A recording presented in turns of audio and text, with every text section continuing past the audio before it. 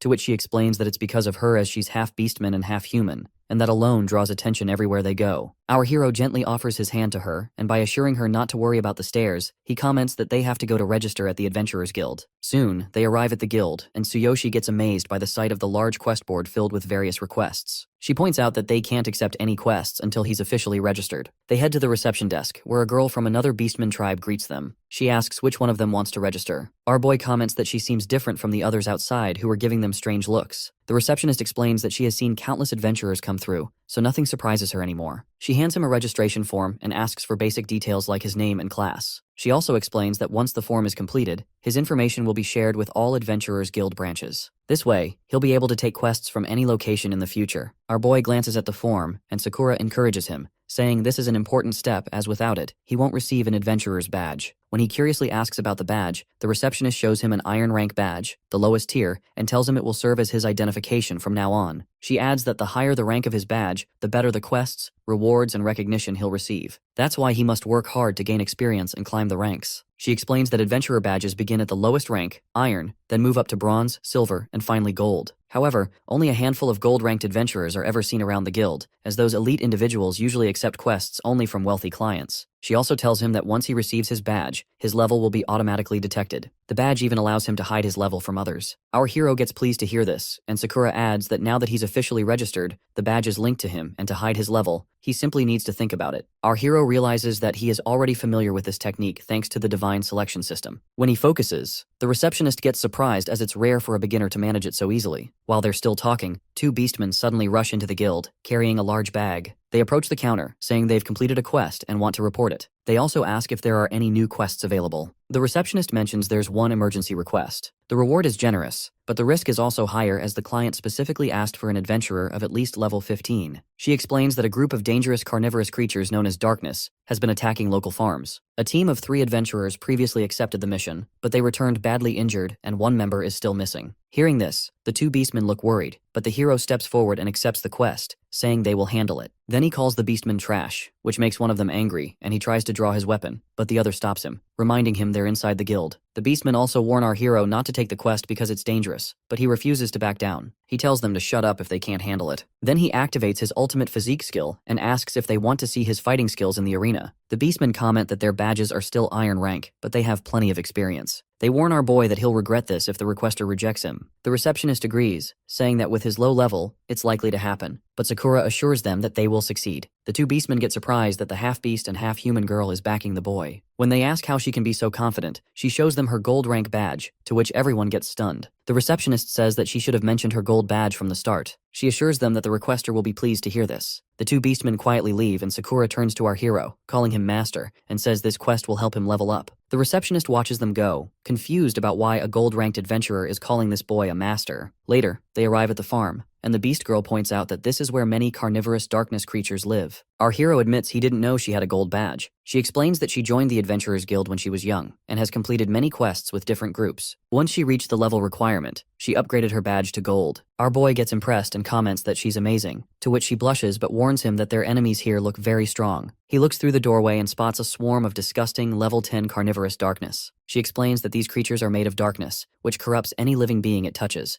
driving them berserk, boosting their strength, and in the case of weaker creatures, even robbing them of their intelligence. She says they're just like those dark goblins, and it was this same darkness that turned the slimes into corrupted versions of themselves. She warns him that they're extremely dangerous, and only thunder element attacks are effective against them. Hearing this, he says that his thunder chain fall skill is perfect for the job. He's excited as this is exactly the kind of opportunity he brought his weapon for, and it's a chance to level up. But just as he's about to draw his weapon and charge in, she stops him by telling that he shouldn't take on something like this alone anymore, as this isn't like the beginner areas, and fighting here could cost him his life. She adds that he might be able to handle 1 or 2 on his own, but if the whole group attacks at once, it could end badly. She reminds him of the look on that adventuring party's face when they heard about this request, that they knew how dangerous it really is. She tells him she doesn't want him to risk his life just to level up and asks if she can go with him during the fight. Hearing this, he says he has 2 questions for her. He thinks about his goal, to raise his level so he can be ready for whatever happens in his world. He also remembers the promise the Beastman King made, that a trial will wait for him after 1 year. He asks her if she knows how strong he needs to be to prove his strength and skills to the Beast King after a year. She feels sad, but honestly tells him it's impossible for him to pass the king's trial in just 1 year starting at his current level. She adds that surviving the next year itself is already an achievement. At the very least, he has to avoid being killed by the Beastman's divine judgment. She then asks if he knows the rules about the level system. He tells her to explain, and thinks that he only knows both worlds use the same level system,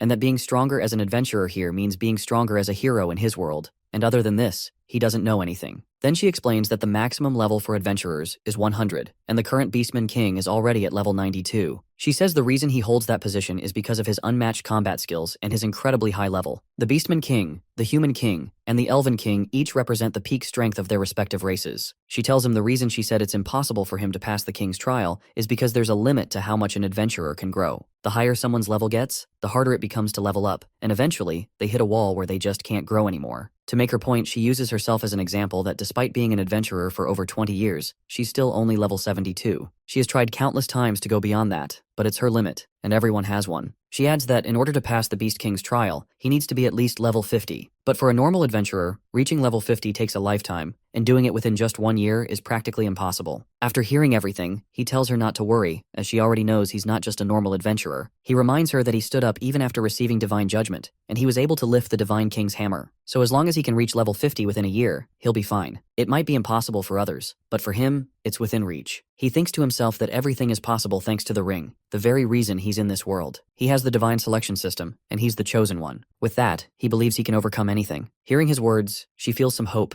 and tells him he's definitely a legend. Then he pulls out his freezing sword from the system and starts walking toward the corrupted slimes, ready to hunt them down. But before that, he asks her his second question, that if he were to fight a level 10 warrior along with dozens of minions at the same time, what level he should be to have an advantage. She answers that for a battle like that, he would need to be at least level 12. He confidently says he'll reach level 12 in about a week, and as he steps into the farm, the massive slime lets out a thunderous roar. He decides to use the system to its fullest from now on. When he activates his divine eye, he scans the slime and sees its abilities. The system also reveals that there's a slime core inside its body. When the main body takes damage, the core glows and starts regenerating the slime. During this time, the core's location can be detected. He understands the slime's weaknesses, thunder attacks, and its core. He knows he has to use Thunder Chain Fall targeting the core. Jumping up, he prepares to find the core inside the slime's body. At this moment, Sakura warns him to be careful as if the slime hits him, the touched part might get corrupted. As he reaches near the slime's chest, he feels confident. With his ultimate physique activated, he believes he can withstand the slime's attack. He strikes the chest with a powerful slash but realizes the core isn't there. Meanwhile, the slime begins to heal itself. Suddenly, the slime lunges at him with its massive mouth. But he catches it with his bare hands, activating ultimate physique in both arms. With a surge of strength, he forces its jaws apart, tearing its mouth into 2. The girl watches in shock as this boy truly has the power to make the impossible possible. Seizing the moment, he grabs his freezing sword again and spots the core hidden beneath the slime's tongue. Channeling his thunder skill, he strikes the core with a powerful lightning strike, to which the darkness within the slime gets destroyed instantly. He says that this request might be easier than he thought, and notices the system awarding him 300 experience points. After 30 minutes, he finishes off all the carnivorous darkness outside. Just as the Beast Girl said, the higher his level gets, the more experience is needed to level up, and the points from weak mobs like these barely make a difference. Our hero has earned only 3,600 experience points from the fight, and it's clear this request alone won't be enough to level up.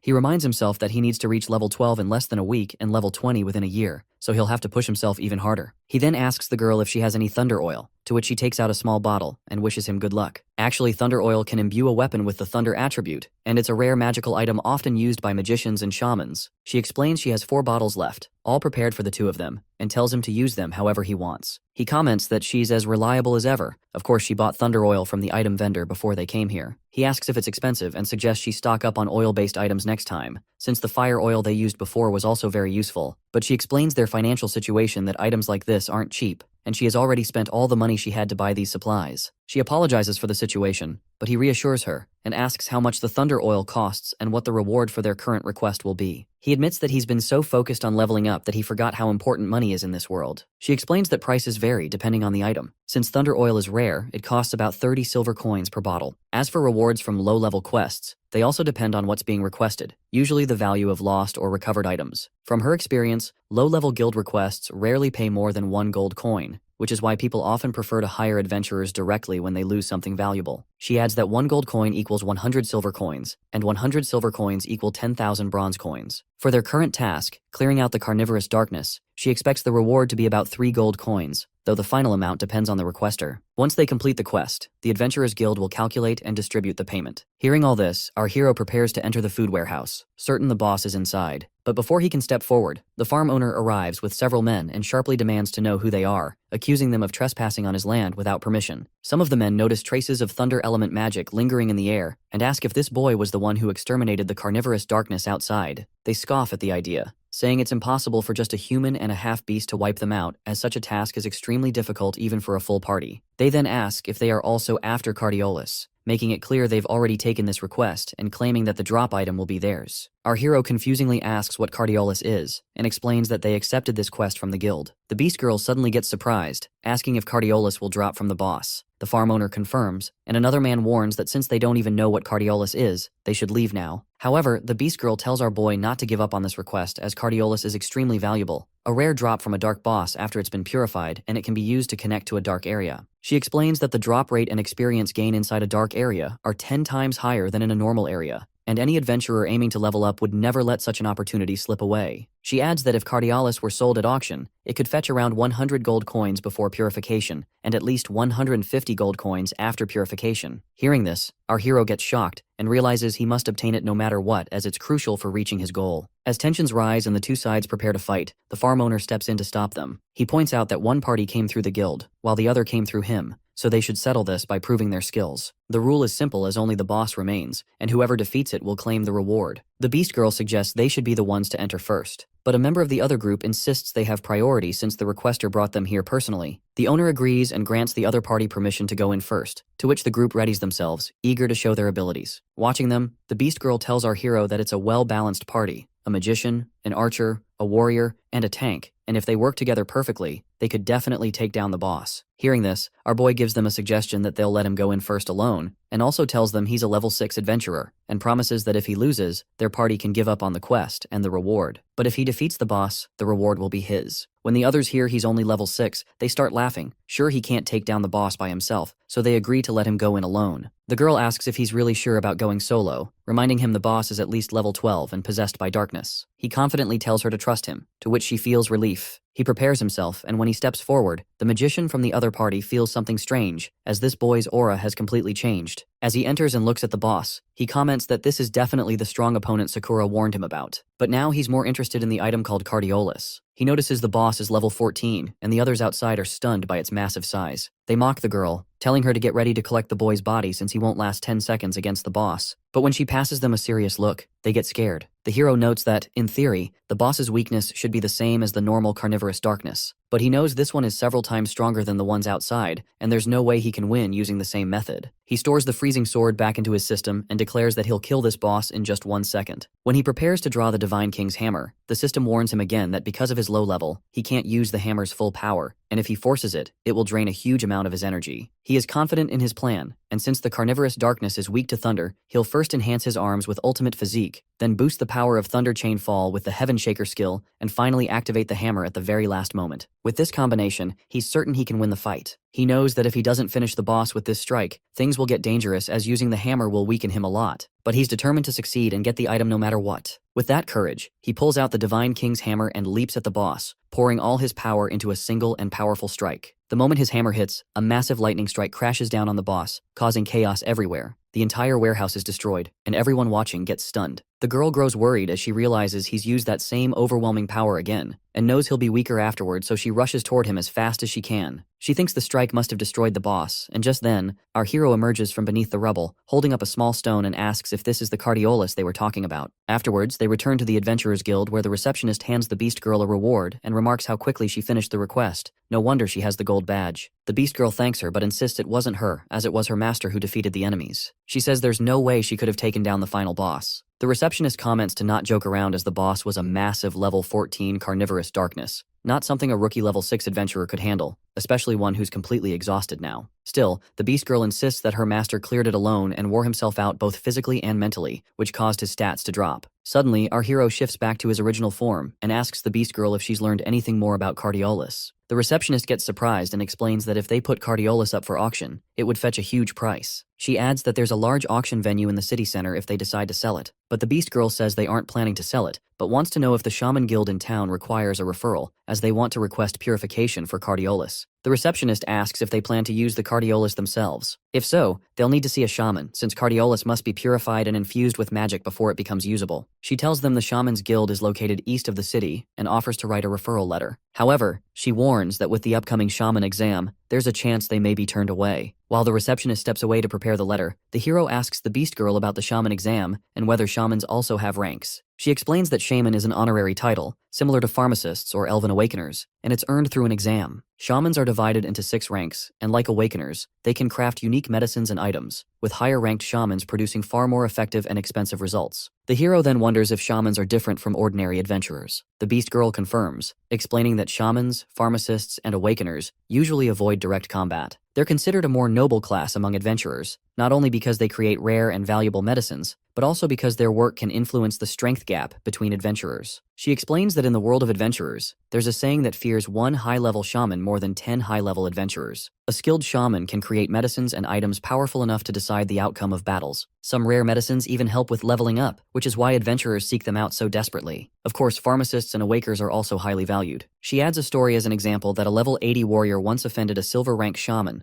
and in revenge, the shaman summoned dozens of adventurers above level 80 to hunt him down. Since then, everyone has understood just how terrifying and influential shamans can be. As she is finishing her explanation, the receptionist returns with a referral letter. They both thank her for her kindness and head toward the Shaman Guild. Outside, they see a long line of magicians waiting for the entrance exam. She explains that many candidates come from prestigious families, schools, and organizations, so passing the exam is extremely difficult. Still, she reassures him that with the referral letter, they have a chance. When they approach the gate and ask a shaman guard about the purification of a Cardiolus, the guard mentions that since today is exam day, only shamans are allowed inside. She explains that they have a referral letter, but the guard refuses, saying it doesn't matter who the letter is from. He adds that in the Shaman Guild, they hold the authority, and no one can enter until the exam is over, no matter how many days pass. Hearing this, the hero grows frustrated. Just then, Doug, the president of the Shaman Guild, arrives, to which the guard quickly informs him of the situation. The hero steps forward and asks if he is the one in charge, questioning why they are being denied entry even with a referral letter. The president calmly replies that he will handle the purification, but since today is exam day, he has no time for them. He advises our hero to return after the exam is finished. Our boy then asks if there isn't any other way, to which the president comments that if this boy takes the shaman exam and earns the highest score, he will personally arrange it as a bonus. But he quickly points out the problem that since the boy is a warrior, he doesn't qualify to take the shaman exam. Our hero curiously asks about the requirements, to which the people around laugh at him, and the president explains that to become a shaman, one must at least have the aptitude of a magician, because at its core, a shaman is a type of magician. He explains that the most basic requirement is to pass 2 tests: potion creation and item crafting. Once those are cleared, one can become a white shaman. Hearing this, our hero asks him to lend him his staff, to which the president looks surprised, and the guard reacts angrily. But our boy calmly says that if he borrows the staff, he will prove his qualifications. The president agrees and hands it over, saying it has no level restrictions. The beast girl quietly asks what he plans to do, but when he reassures her, she relaxes as she trusts his words. Then our hero places his hand on the guard's chest and thinks that if his guess is right, he can duplicate a magician's skills and channel them through the staff as a medium. As his absolute duplication skill activates, countless skills appear before him, but he chooses one called Shining and declares that if he can successfully cast magic, it will prove his worth to take the shaman exam. With the staff in hand, waves of magic spread around him, and he tells the beast girl to close her eyes, then casts the shining spell, to which the president quickly raises a shield to block the light, confident that such a basic spell won't affect him. Just then, the system informs our hero that he can amplify the spell's power by using his ultimate physique skill. He curiously decides to try, and the brightness instantly surges from 150 to 3500, to which the president's shield shatters under the intense light. Our boy cancels the magic and asks the president if this proves his qualification for the shaman exam, to which the president agrees. Then they arrive at the exam hall, where members of other races whisper among themselves, surprised that a human is taking the shaman exam. Some of them say a human should be sitting for the pharmacist's exam instead. Hearing this, our hero grows nervous, but the girl reassures him by explaining that he is the first human ever to attempt the shaman exam, which is why everyone is reacting this way. She tells him that humans have the pharmacist class, similar in role to the Beastmen shamans and the Elven Awakeners. While there are no rules forbidding a human from taking the shaman exam, tradition has always kept the classes separate. Because of that, entering another faction's domain is naturally seen as a provocation. As they talk, a man named Eel's Pig, the vice president, tells his concern to the president that he doesn't oppose the decision, but warns that allowing this could damage the honor of the Beastmen shaman faction. He also doubts whether a human can even brew potions, noting that this boy doesn't even carry a basic staff. The president replies that he has lent his own staff to the boy, and the purpose of today's test is simply to see whether he can make potions or not. He adds that he's curious about this boy's potential, because when the boy demonstrated magic earlier, he felt a surge of magic waves within him, a level of talent he has only ever seen in the genius shaman Kevin. Pig comments that it's just a joke, claiming that the human isn't even worthy of carrying the sandals of Kevin's newest disciple. The president then asks if the genius's disciple, Fulin, is also present, to which the vice president confirms and adds that she is aiming for the first place. Actually, the genius's new disciple is a young nightcat girl who is also taking part in the exam. The crowd whispers about her, saying that she is still very young but incredibly talented, as she was able to make potions on her own a year ago. However, she was disqualified back then because of age restrictions, but this time, she has her sights set on winning. As the discussion continues, the vice president announces that the shaman exam is about to begin. He instructs non-participants to leave and tells the examinees to stand on the spots marked with their assigned numbers. Our hero checks his own number, 15, and when the beast girl leaves the area, he notices the numbers written on the floor and steps onto his spot. Nearby, the cat girl glances at him, surprised to see a human among the candidates. Our boy also thinks that she's actually quite cute, and then the president explains that in this shaman exam, the participants will be tested on their basic shaman skills, starting with making potions on their own. Suddenly, several tables rise automatically from the ground, surprising our hero, and the cat girl remarks that this is the shaman's refining station, though the human clearly has no idea about it. Our boy thinks to himself that potion making in this world still feels old-fashioned, as back in his old world,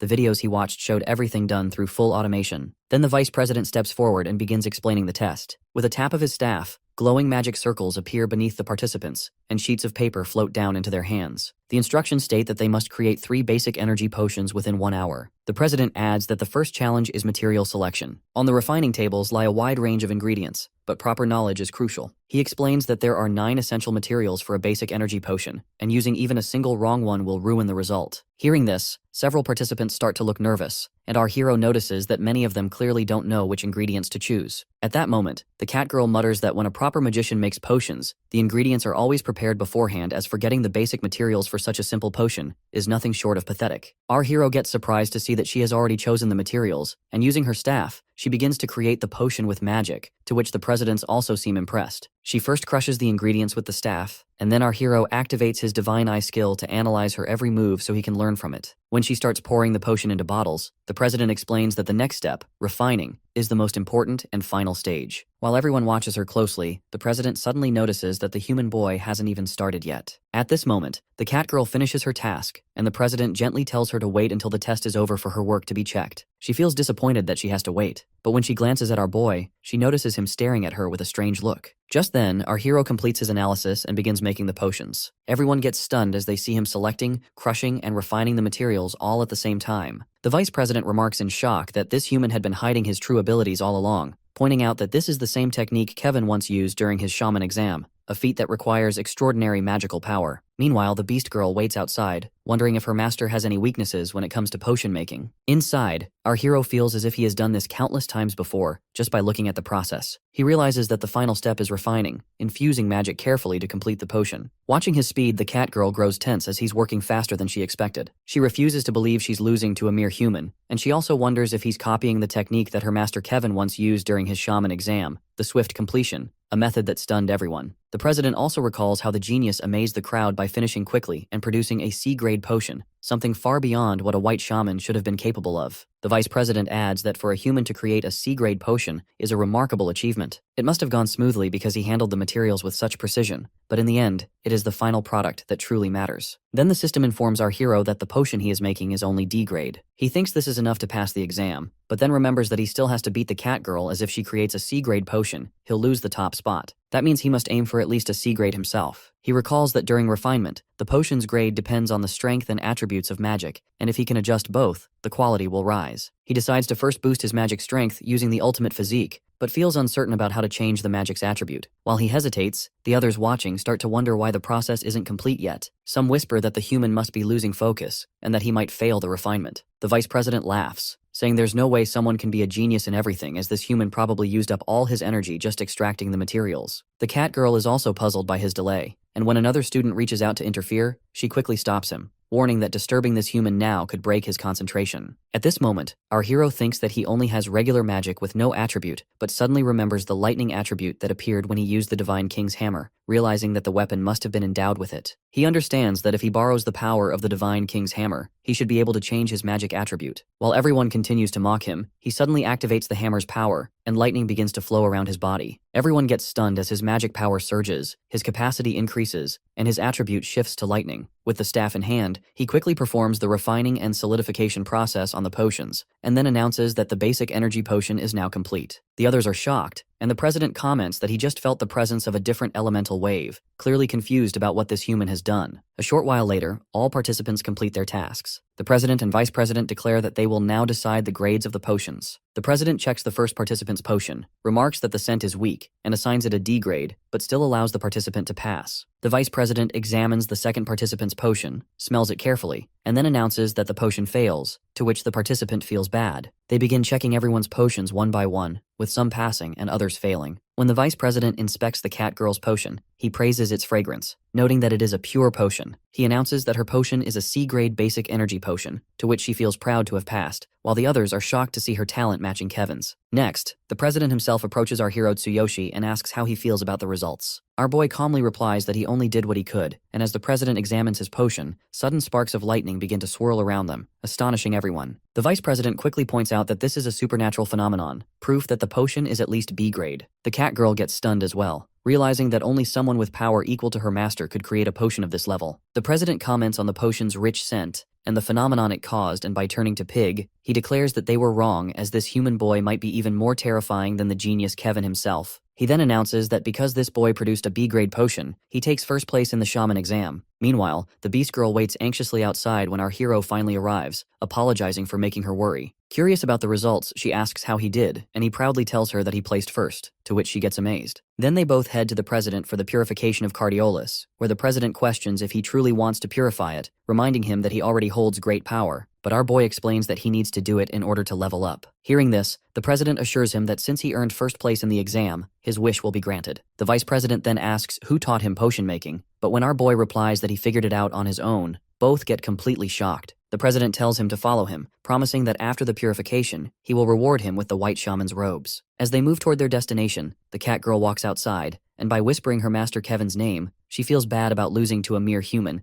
to which the Beast Girl gets serious to realize that this cat girl is the genius's disciple. Then our boy calls her to follow, reminding her that once the purification is complete, they still have another goal ahead. They head into the ritual room, where the president places the Cardiolus at the center of the 4 great elements and orders them to begin the purification. The vice president explains that the Cardiolus is filled with dark power, so a special ritual is required. He adds that the boy is fortunate, since the chairman himself is carrying out the purification. Watching the process, our hero feels amazed and asks if this is the kind of spell used by shamans. The Beast Girl confirms and explains that shamans are also a type of magician. For certain kinds of magic, the stronger the spell, the longer the incantation, and this purification is a form of specialized magic. At that moment, the president commands the elements to cleanse the cardiolus and give it new life. He then instructs the boy to channel his own magic into it, saying that only by doing so will he be able to use it. The president also explains that cardiolus is divided into low, medium, and high grades. Even a low-grade one can cost adventurers their lives in the darkness zone, since it is still connected to the power of darkness. Finally, he reveals that this cardiolus is medium grade. Hearing that, our hero feels excited, knowing that it means greater fortune and higher experience in the darkness zone. The president explains that the higher the difficulty, the greater the rewards, but warns that this place is nothing like a beginner's area. He tells him that a proper party should at least have 1 tank, 2 warriors, 2 offensive magicians, and 1 pharmacist. When he asks how many members are in his party, our hero calmly replies that he is alone, and the Beast Girl also adds that she won't join him, since the experience points would be split equally if she did. Both presidents are stunned by this answer. They lead him to the entrance of the dark area, and explain that once he enters, he can reset it twice. Each reset causes new darkness to appear, meaning he can face it 3 times in total. After that, he will be expelled, and the area will vanish. They warn him that once he steps inside, he cannot leave until all the monsters are defeated or time runs out. As he prepares to go in, the Beast Girl hands him several potions, and explains that she stocked up after the carnivorous darkness request, and urges him to take them, as he will definitely need them inside. The boy feels good about this, but when the president offers to lend him a staff since he doesn't have one, he refuses. Instead, he pulls out the freezing sword from the system, and declares that he is a warrior, to which everyone gets surprised, and the president wonders how much further this human will grow. Soon after, our boy enters the dark forest, and the system informs him that he has 12 hours, and if he resets by his own will, the entrance will remain closed for another 12 hours. He understands and decides to defeat the monsters as fast as possible since he can't afford to wait. Not long after, he encounters a pack of level 10 dark wolves. He knows these wolves move in groups, their speed is dangerous, and being surrounded could be fatal. Without hesitation, he activates ultimate physique in his arms and launches himself at them, using the Thunder Chain Fall skill. The attack heavily damages the wolves, and he realizes each kill gives him 500 experience points. He notes that the rewards here are much higher than in the outside world. With this in mind, he plans to clear 3 rounds before heading out, confident that he might level up twice. Then suddenly the wolves lunge at him again, but this time one of them blocks his strike by using its own teammate's body as a shield. Feeling surprised, our boy quickly boosts his ultimate physique by 60% in his arms and unleashes a powerful slash, cutting through them instantly and gaining more experience points. Outside, the Beast Girl grows more anxious, and the president remarks that he has never heard of anyone entering the dark area alone. The vice president adds that while many talented youngsters have appeared, most were consumed by their own arrogance and lost their lives. Yet, this is the first time he has seen someone daring enough to challenge the boss of the dark area alone. With that, he turns away, muttering that he hopes the boy will come to his senses. Inside, our hero continues his fight against the wolves. Suddenly, the system warns him that his stamina and willpower have dropped by half. His body feels heavy and drained, and he mutters that overusing the ultimate physique is getting serious for him. Then, he remembers the stamina and energy potions given by the Beast Girl. Quickly drinking them, he feels his strength and willpower begin to recover, and he again gets prepared to move on the hunt. Meanwhile, the Beast Girl asks the president if he isn't going back, but the president replies that he's worried about whether the human boy will return safely. He adds that the boy is remarkable, a warrior who even took the shaman exam just to purify cardiolus, and despite not carrying a staff, he's capable of making B-rank potions. As they speak, a sudden sound comes from inside, to which the Beast Girl recognizes it as our hero's thunder skill and feels relieved, knowing her master is still safe. Inside, our boy unleashes Thunder Chain Fall on a pack of wolves. His powerful strike defeats them instantly, raising his total experience to 12,400 out of 15,000. Seeing this, he mutters that only the boss remains, and defeating it will be enough to reach level 7. He finally arrives at the entrance of the boss room, but feeling a bit drained after clearing all the minions, he decides to rest for a while before challenging the boss. He drinks some more energy and stamina potions, wincing at the bitter taste because, compared to the convenient capsules from his original world, these are unpleasant, but their effects are far stronger as his strength quickly returns, and he rises to face the boss. Opening the massive door, he senses a powerful presence. A towering pig-like creature steps forward, and it's clear this is the boss of the dark area. He immediately activates ultimate physique in both arms, but before he can make a move, the beast suddenly leaps at him with shocking speed, slashing down with its sword. Our hero just manages to block with his freezing blade, but he realizes the boss is incredibly fast. Then the monster releases a strange radiation, locking our hero's body in place, and for a moment, he's helpless as the beast prepares to strike again. But the ring on his hand activates and breaks the illusion, to which his body responds once more, and he raises his sword just in time to block the incoming slash. Doing this, he comments that he won't die so easily, to which the monster feels surprised, but admits that this human is strong as he has broken its tremble slow attack. The boss leaps at him again, and our hero thinks that if only he had the Dark Goblin set, he could use the roaring tentacle to strike its weak point, but that gear was left behind in his original world. The boss then unleashes a bloody attack, shattering much of our hero's freezing sword. Losing control, he takes a brutal hit to the neck, to which some blood spills out from the wound. He realizes he has no medicine for the bleeding, and at this rate, he'll die. If he stays still, the blood will keep flowing, and with his potions running out, his chances of survival grow slim. Yet he refuses to give up and leaps at the boss again, using his Thunder Chain Fall skill to unleash a powerful strike. But to his shock, the boss effortlessly drives the thunder attack straight into the ground instead. The boss steps closer to him and declares that he will end his life without even using the sacrifice skill. Swinging its massive sword, the boss unleashes a powerful strike that causes a huge blast. The impact takes away some of our hero's health, but as the dust clears, the boss gets surprised to see that this human boy has activated the very same sacrifice skill. Our hero thanks the boss for approaching him, explaining that this allowed him to copy the sacrifice skill with his absolute duplication ability. At this moment, his entire presence shifts, radiating overwhelming strength and pressure. He states that he will finish the fight using only his bare hands, without relying on any weapon, and the system also informs him that his ultimate physique has now been enhanced by 3 times, pushing his power to an entirely new level. The boss gets stunned and demands to know how the boy can use the darkness skill, but our hero comments that it's very easy for him. Without wasting a moment, he leaps forward with incredible speed and slams a powerful punch into the boss's stomach, which causes the boss to slide back afar. Our boy declares that he doesn't care what methods he has to use, as long as he can finish the fight in the remaining time. The boss laughs in response, tossing its weapon aside, and reminds him that it can also use the sacrifice skill, but it gets more shocked when it sees the boy freely controlling lightning strikes. Our hero says he hasn't forgotten about that, nor has he forgotten how the boss once deflected his Raiden attack with its weapon. At this moment, the boss realizes its mistake, that out of anger, it had thrown away the very weapon that was its greatest strength. Our hero steps forward and tells the boss that his true aim was to force it into offering half of its blood. He then drives a devastating punch straight into its stomach with his bare hands, which causes the blood to burst from its body, and then our hero rips it into 2 pieces, to which the boss gets defeated at the spot, and the system immediately notifies him that he can now reset this dark area twice. The effect of sacrifice fades, and he returns to his normal form, though his entire body aches. Sacrifice is powerful, but when combined with ultimate physique, it puts a heavy strain on him. At that moment, the system informs him that he has obtained the boss's weapon, to which he feels good as it has come out at the right time since he lost his own weapon. He picks up the weapon, the bloody mist saw, which inflicts wounds that cannot heal. Reading further instructions, he learns that if he challenges the dark area again, he will receive a 50% experience bonus. He also notices that he is leveled up to 7.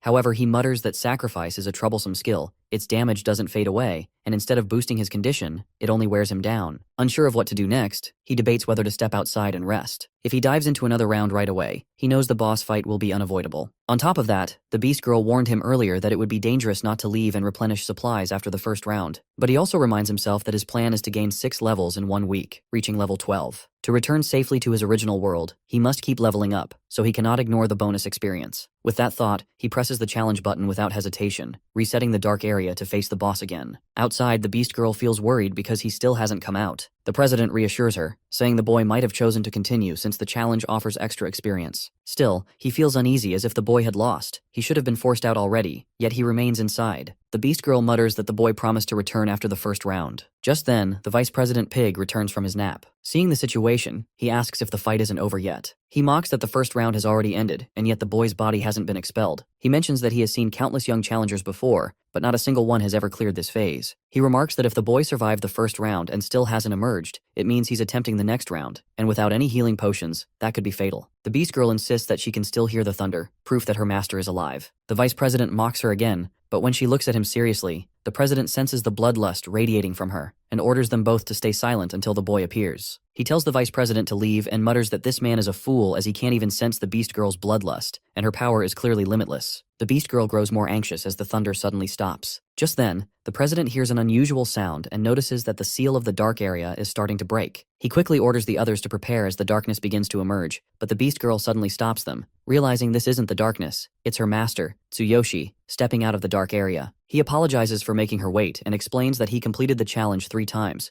gaining an experience bonus each round and leveling up 3 times. Feeling exhausted, he collapses, and the president immediately calls the others to treat him quickly. At this moment, his level rises to 9, and his combat power reaches 14,500. After that, they bring our hero into the room, where the 2 presidents use their magic, Reflect, to heal him. As his injuries start to mend, they explain that both his muscles and nerves were severely damaged, and it's a miracle he survived. Our boy thanks them, while the Beast Girl scolds him, saying he's always reckless and breaks promises. He apologizes, explaining that he couldn't resist the temptation of the experience bonus, and this time he reached level 9 with great rewards. As they talk, the president comments that he wouldn't have believed it if he hadn't seen it himself, that this boy has completed the dark area 3 times. He recalls the intense aura when the boy emerged, stronger than the darkness itself, and realizes that if Kevin was a genius, then this human surpasses even a genius. The vice president apologizes for his earlier words, but our hero reassures him. The president also mentions that the Reflect skill they used was only an intermediate level healing spell, and they've restored him as much as possible, but the deep injuries remain, leaving his body in critical condition. He also tells our boy that when he emerged, his body was covered in wounds, with internal bleeding and nerve damage everywhere. If they had delayed treatment even slightly, he would have died. He notes that it seems his body used some secret technique or magic, but warns him not to rely on it,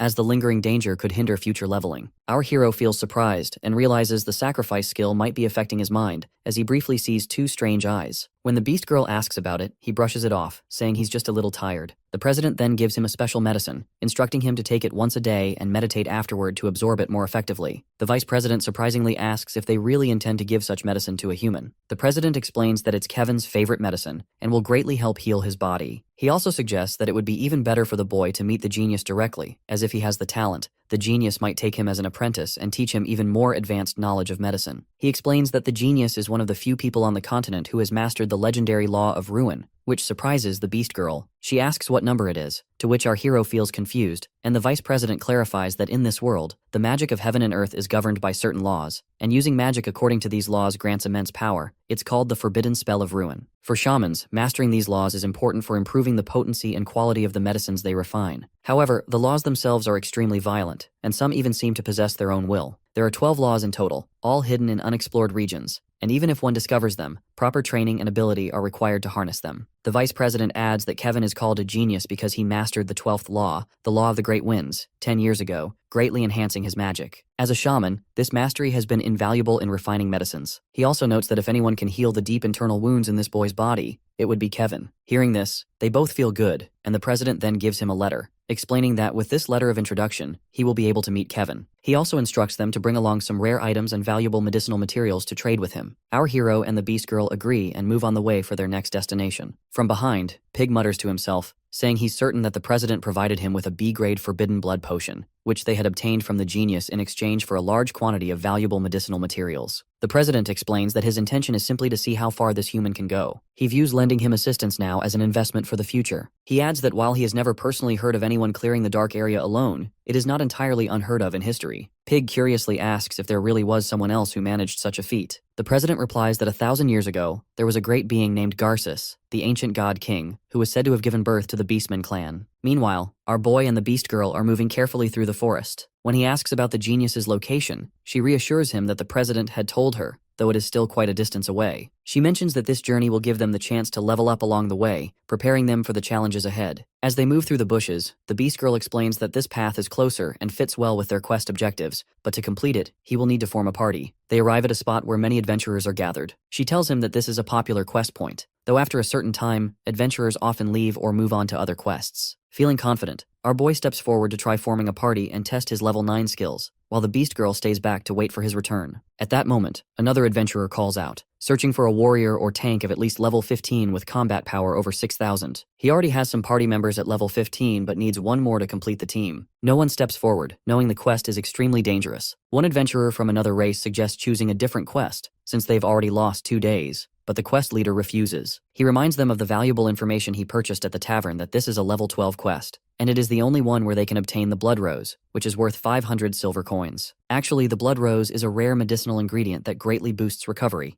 which is why it commands such a high price. As everyone is getting worried that no one is joining them, our hero raises his hand and announces that he is a warrior. He admits his level is slightly lower but expresses confidence in his abilities. The other adventurers get pleased to see him and say it's not a problem if he is at level 12, but when our boy reveals he is only level 9, the party leader grows angry. They notice that the quest entrance will close in just 10 minutes, and one of the members urges the leader to accept this boy, warning that missing this chance would waste another day. Hearing this, the leader agrees, warning our hero not to act alone inside, as the 4 others are strong and he is only there to fill the numbers. Our boy accepts and steps forward, excited to join a party for the first time. As they step into the quest area, they immediately notice that it's a level 16 quest. A forest rhino stands before them, also level 16 with 7,600 combat power. The adventurers get stunned as this quest is tougher than they expected. The party leader warns the informer that he'll deal with him if he steps outside, and they worry about what kind of boss awaits if the first enemy is already this strong. The 4 level 15 adventurers crouch, and the leader reassures them that if they work together, they can handle this difficult quest. He also reminds them that if any serious danger arises, they can use the return horn to safely retreat. As they talk, the leader suddenly remembers that the boy isn't with them. At that moment, a powerful lightning strike flashes before their eyes, and they are utterly shocked to see the level 9 boy has already defeated the forest rhino on his own. Doing this, our hero feels good as this challenge is easy for him compared to what he has faced in the dark area. After that, the group starts clearing the monsters in the area. They can't help but comment on how strong the level 9 warrior is, amazed that he's handling the quest almost entirely on his own. They notice he seems to know every monster's weak points and doesn't need any healing at all. One of the adventurers asks the boss if he knows who the boy is, since he has connections outside. The boss admits he isn't sure. He only recognizes the adventurers introduced by the information broker at the tavern,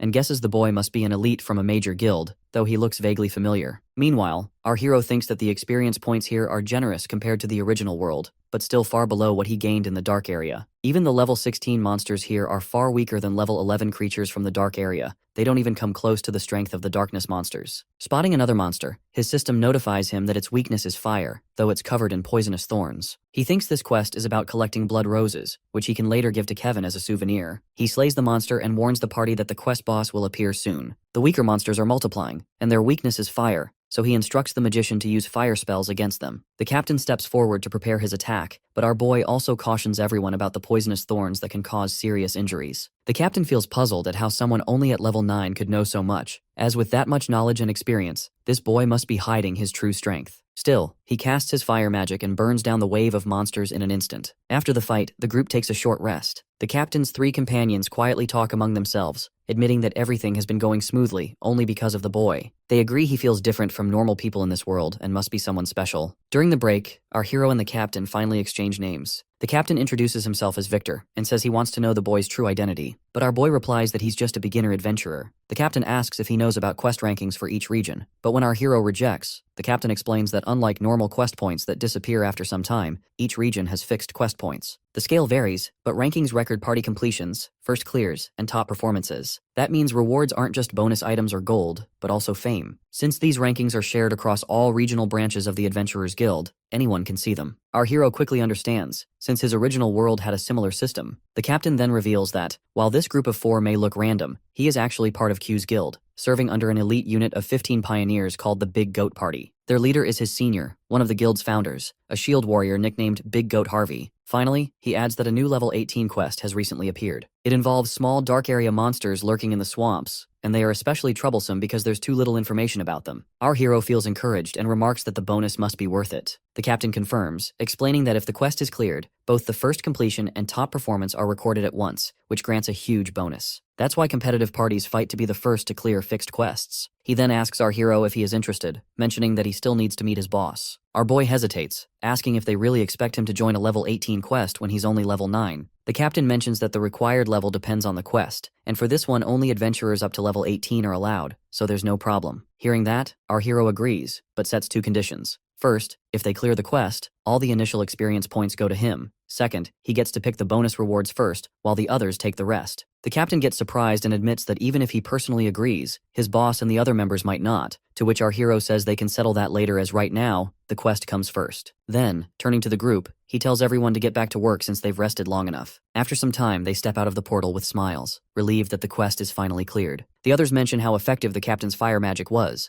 adding that without Tsuyoshi's help, they wouldn't have managed to finish it on their own. Our hero also feels satisfied, having received his share of the blood roses. The captain then tells the group he will distribute the bonus later, and everyone agrees. Afterward, the captain asks our boy if he has time to meet his boss, Harvey, but our hero replies that he needs to inform his comrade first. He goes to the beast girl, who gently wipes the dirt from his face while listening to him explain everything. She feels reassured and tells him that she will head to the nearby town to gather information and return with a report. Our boy agrees, saying this will be useful, and adds that if they don't run into each other, they should meet at the local adventurers guild. Before he leaves, she hands him some potions and enough money to last 3 days. As he walks away, the beast girl thinks that this situation is perfect for her, as she still needs to investigate more about the so-called genius, Kevin. If he has already mastered the Earth-Wind fusion law, then her plan to kill him will have to be reconsidered. After that, the captain returns to his guild and immediately tells his boss Harvey about the boy. The boss gets surprised to hear that a level 9 warrior is supposed to lead his elite party, whose average level is 16. The boss himself is level 18, so the idea sounds unbelievable. But the captain insists the boy is remarkable as thanks to him, they managed to secure the blood roses without any trouble. Hearing this, another member, Luke, bursts out laughing and mocks the captain, saying he must have lost his mind after spending too much time with fools outside. The captain calmly replies that if they don't believe him, they can see for themselves as he has already brought the boy along. The boss agrees to meet him, and when the captain brings the boy in, he politely introduces himself to everyone. Luke laughs again at the sight of him, but the captain reassures the boy to ignore him. Then the boss looks at our young warrior and asks if he truly believes he can clear the new quest for them, and how confident he is. Our boy answers without hesitation that he is completely confident, but adds one condition that he will be their captain. Everyone gets stunned by his words, and even the captain admits that things don't look good. But our hero calmly assures him that it's only for the sake of the quest. The boss then explains that several other parties have already attempted this quest many times, yet most of them fail at the same point. Even their own group, the well-known Goat Party, has failed 6 times despite spending a fortune. Our hero confidently promises that if they appoint him as captain, he will guarantee the quest's success. Luke gets angry, but the boss accepts all 3 of our hero's conditions. Still, he warns that if he fails to deliver, and it turns out to be nothing but empty talk, he will show no mercy. Luke immediately objects, questioning whether the boss really trusts a weak level 9 rookie. He argues that they're being scammed and even blames the captain, saying he doesn't belong in their party for bringing this boy along. However, the boss reminds them how much the guild has mocked them for their failures, pointing out that other parties have outshined them at every turn. If they manage to secure the first clear and set the record for best performance on this quest, the reputation will finally be theirs. With no other options left, he insists they take this one small chance. Then they all head toward the spot where the quest portal is waiting. As they approach, other parties mock them that they're attempting the new quest again and will probably end up using the return horn like before. But they notice that this time, the person leading them isn't Harvey, it's a new boy. One guy laughs, saying they've even gone as far as changing their leader. The captain then explains to the new leader that this man is the captain of the rival party and has always looked down on them. Understanding the situation, our boy pushes the rival captain aside and steps forward, which instantly angers him. Without hesitation, he accepts the quest and commands his team to get ready as they're going in now. He recalls the captain's words about this quest involving an unknown type of darkness monster lurking in the swamp,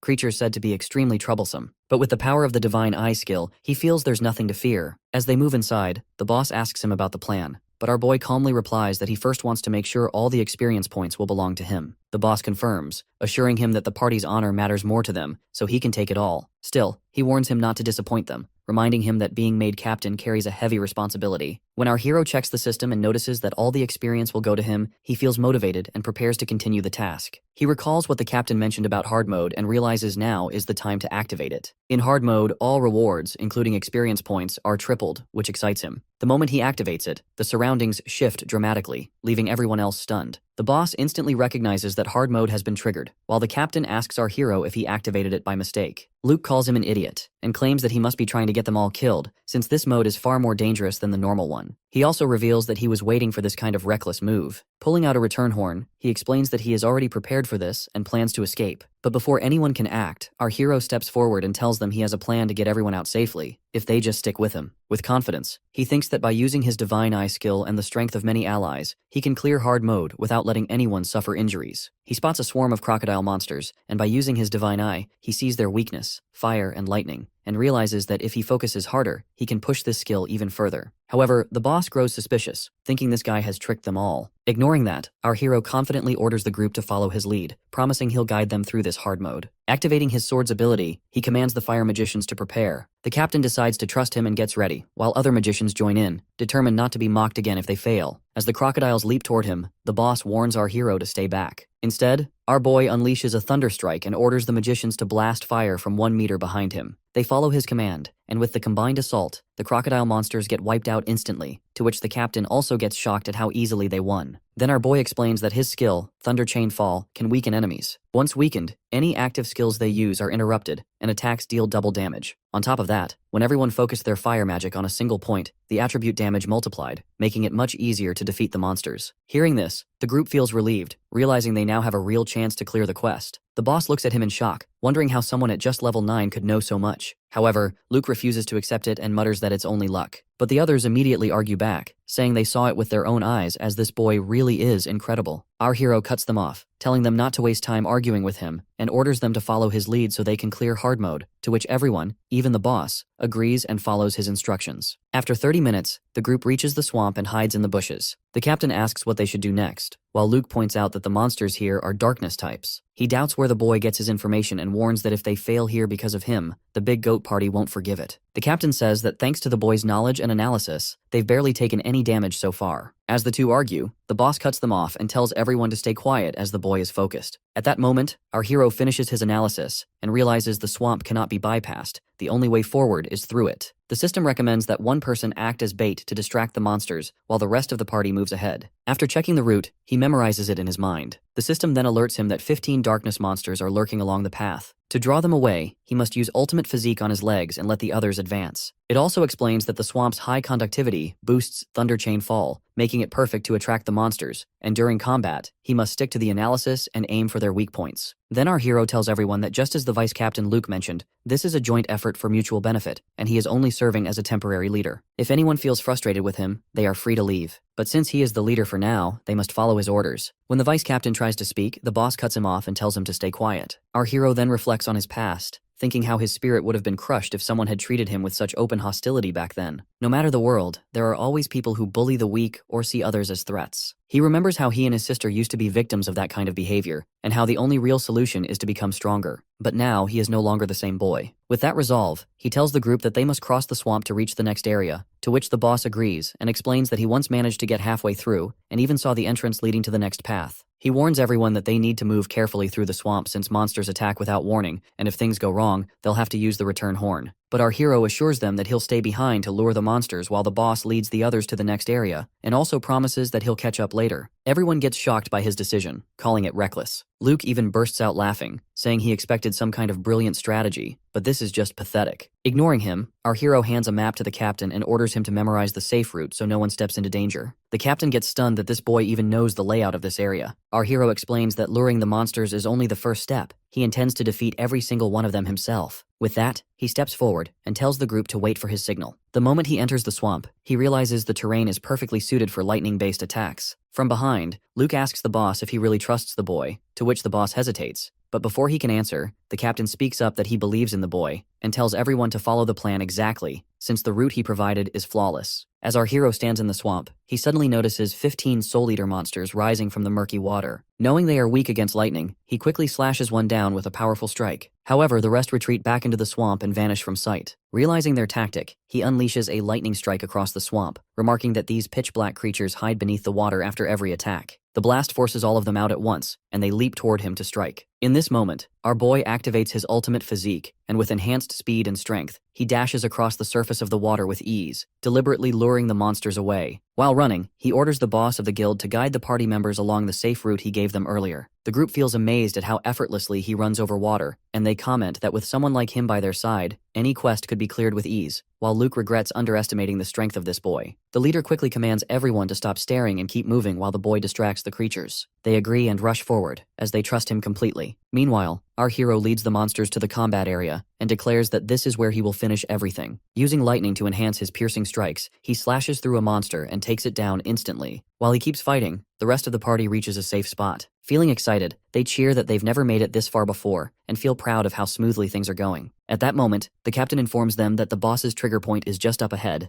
The group starts talking about going in and proving that they can handle the boss themselves, but Luke stops them by reminding them that they should wait for the boy. He admits he doubted the boy's strength at first, but it's thanks to him that they've come this far. Since they've already reached the boss area, it's smarter to regroup and go in together. Hearing this, the others agree, and even the captain says that the vice captain made the safest choice. Just then, our hero returns and tells them that he's already cleared out all the darkness monsters and that the boss area is right ahead, so they need to regroup. The others get shocked when they realize that he has defeated all the monsters by himself. They finally understand just how strong he really is. Even the boss admits that once the quest is over, they should recommend this boy to the guildmaster. Then they hide behind the bushes and watch as the boss appears in front of them, a swamp watcher at level 18. Our hero quickly notices its weakness: fire, lightning, and magic attacks. However, what surprises him is the absence of a boss gate. The vice captain explains that in hard mode, a boss gate isn't guaranteed. Whether a gate or trigger point exists depends not on the quest's difficulty, but on the boss's actual strength. Our hero then realizes that the true key is the boss's power, and the massive one-eyed gate he once saw in Kaidiolus's dark area must be unique to dark-type bosses. At that moment, the vice captain commands the party to head for the trigger point, but our hero stops him and tells the big goat to gather the magicians and the agile members. Once everyone is in position, our boy gives clear instructions that the big goat and the vice president will lead the warriors in direct combat, fighting as usual. The magicians will form pairs and prepare their strongest high-impact spells, but only cast them when he gives the signal. Lastly, he orders the party's debuff items, those that cause bleeding or poison, to be collected and evenly handed out to the agile members for the fight. The guys look surprised when they hear about the debuff items, but our boy explains that this boss has unusually high HP, and in hard mode it is doubled, so using debuff items will make the fight much easier. He orders the agile members to surround the boss and keep throwing debuffs, while the magicians stay at his side, ready to interrupt the boss's skills whenever needed. As he calmly explains the strategy, the big goat feels surprised at how much this boy knows, and even the vice captain remarks that with him here, clearing this quest will be much easier. Meanwhile, at the entrance of the portal, the other parties watch and discuss the big goat party that has just gone in. They notice the young warriors with them and the reddish glow at the entrance, which means they have entered the hard mode. The dog says that this time a human warrior is leading them, and mocks that Big Goat will surely end up using the return horn again. Inside the portal, the fight with the boss begins. Everyone moves according to the plan, attacking and throwing debuffs. The captain asks our boy if the magician should provide support magic, but he tells him to wait until he gives the signal. The moment the boss monster prepares to strike, he quickly orders the magicians to unleash their spells. They act without hesitation, and after a tough battle lasting about 15 minutes, the Swamp Watcher gets finally defeated. Everyone is stunned as they have managed to clear it in just one attempt. The big goat remarks that he must introduce this boy to the guild leader, since having him officially join would greatly boost their guild's achievements. The group celebrates their success, while our hero realizes he has leveled up to 10. Feeling excited, he marvels at having gained all of the boss's experience points for himself. Just then, the system notifies him that he has unlocked a black armor disguise set from the Ring of Infinite as a reward for reaching level 10. When he equips the set, in an instant, a sleek and striking armor forms over his body. The system explains that the armor is highly flexible, can only be worn by those with the Ring of Infinite, and can be displayed even when other equipment sets are hidden. Checking his status, our hero notices that not only has he reached level 10, but his combat power has also increased by 15,000. While he is still processing this new power, the captain also feels surprised to see him in the black armor. The vice president remarks that if the boy had shown up looking like this from the beginning, he never would have called him weak. Then the big goat turns to our hero and says he needs a favor. Meanwhile, other adventurers read the portal's record and see that the big goat party has cleared the quest in hard mode in just 150 minutes. The dog gets shocked, wondering how that's even possible. Just then, the party emerges from the portal, with our hero walking proudly at the front. Everyone around stares in surprise and begins whispering about him, asking which guild he belongs to. The captain steps forward and tells Dog that their party was the one who cleared the quest.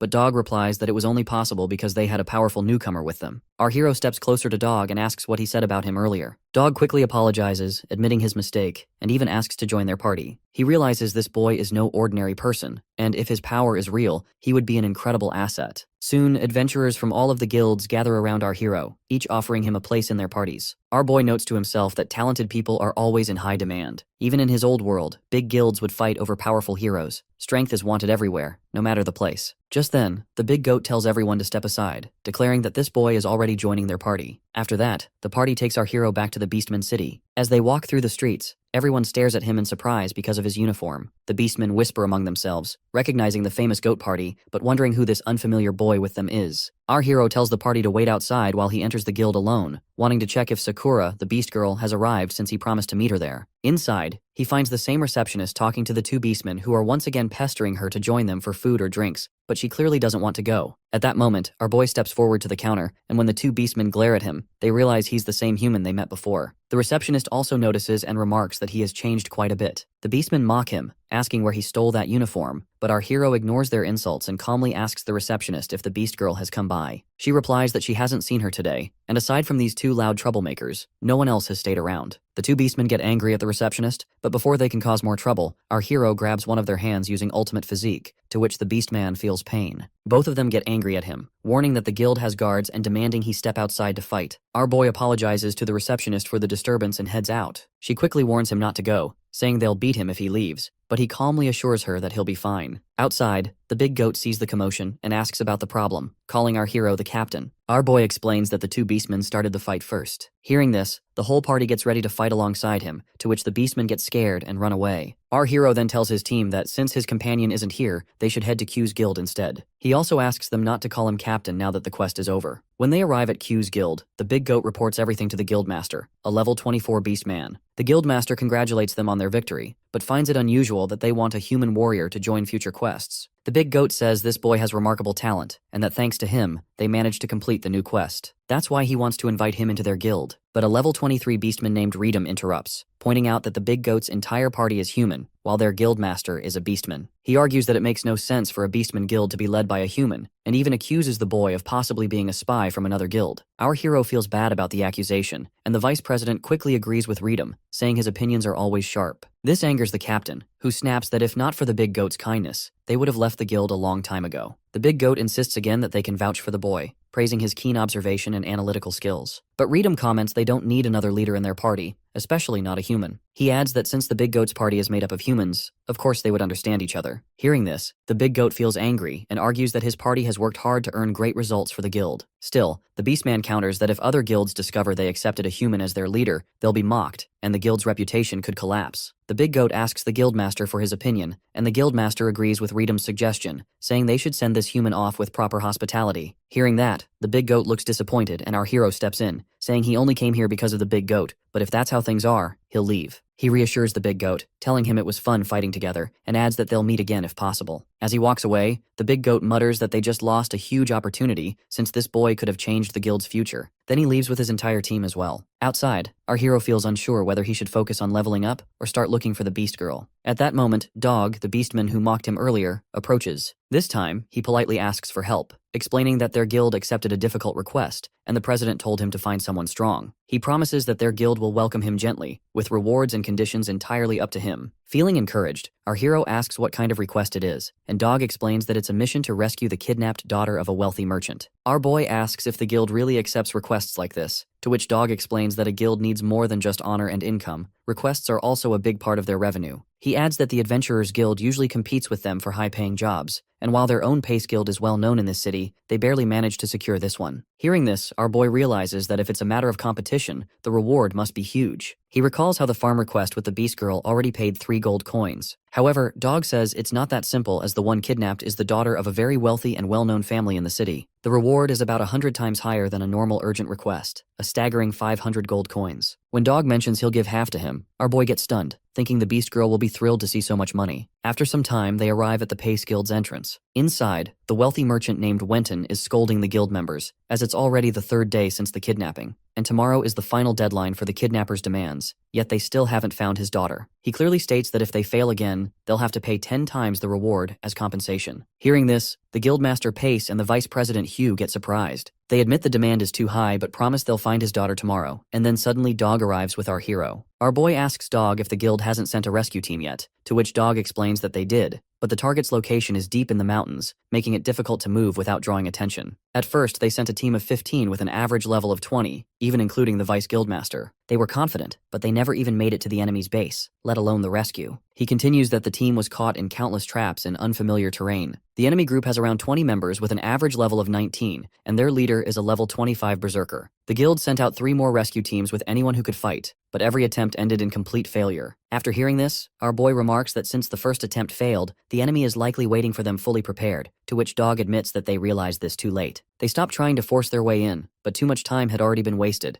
That's why the guild called him here. He starts crying, worried that the guild's reputation will be ruined, but our hero reassures him by thinking about the situation carefully. He knows he has the divine eye skill that duplicates abilities, so he can manage this, but he also realizes he'll need to switch out the sacrifice skill for something else. Just then, the merchant once again orders the guild members that if they fail, they'll have to pay 10 times the reward as compensation. Our hero grows suspicious, noticing that the man keeps talking about money but hasn't shown a bit of a concern for his daughter. When the merchant demands if they can cover 5,000 gold coins, our boy replies that the girl will be saved and promises she'll be returned by tomorrow. Everyone gets confused until Dog explains to the guildmaster that this is the boy he mentioned earlier, the one who will take on the job. The merchant leaves with his guards, but also reminds the boy again about the 5,000 gold coins. Our boy declares that if he rescues the daughter, the merchant will have to double the reward to 1,000 gold coins, and if he fails, he'll personally pay 50,000 gold coins, to which everyone gets shocked. The merchant agrees and hands a contract to the guildmaster, who hesitates first, but signs it since he has no other choice. After the merchant leaves, the vice president angrily demands to know why this boy has done this to them, to which our hero replies that maybe this gives them a chance. Just then, someone announces that the president of the Shaman Association has arrived. Our boy immediately realizes it must be Doug, the man he met before. The president enters and asks about the vice guildmaster's condition, who explains that he called him here to treat his injury, since the guild's priest couldn't heal it. The president uses magic to close the wound, then asks if the injury came from Wenton's request, and whether the mission is truly that difficult. At this moment, our hero steps forward and admits that it is tough, but he is confident they can handle it. When the president notices him, he surprisingly asks why he is here, to which everyone else gets stunned that the president already knows him. Soon after, they sit together at the table, where our boy reassures the president that he will do his best to complete the request. The guildmaster tells the dog that the president isn't someone who easily gets close to others,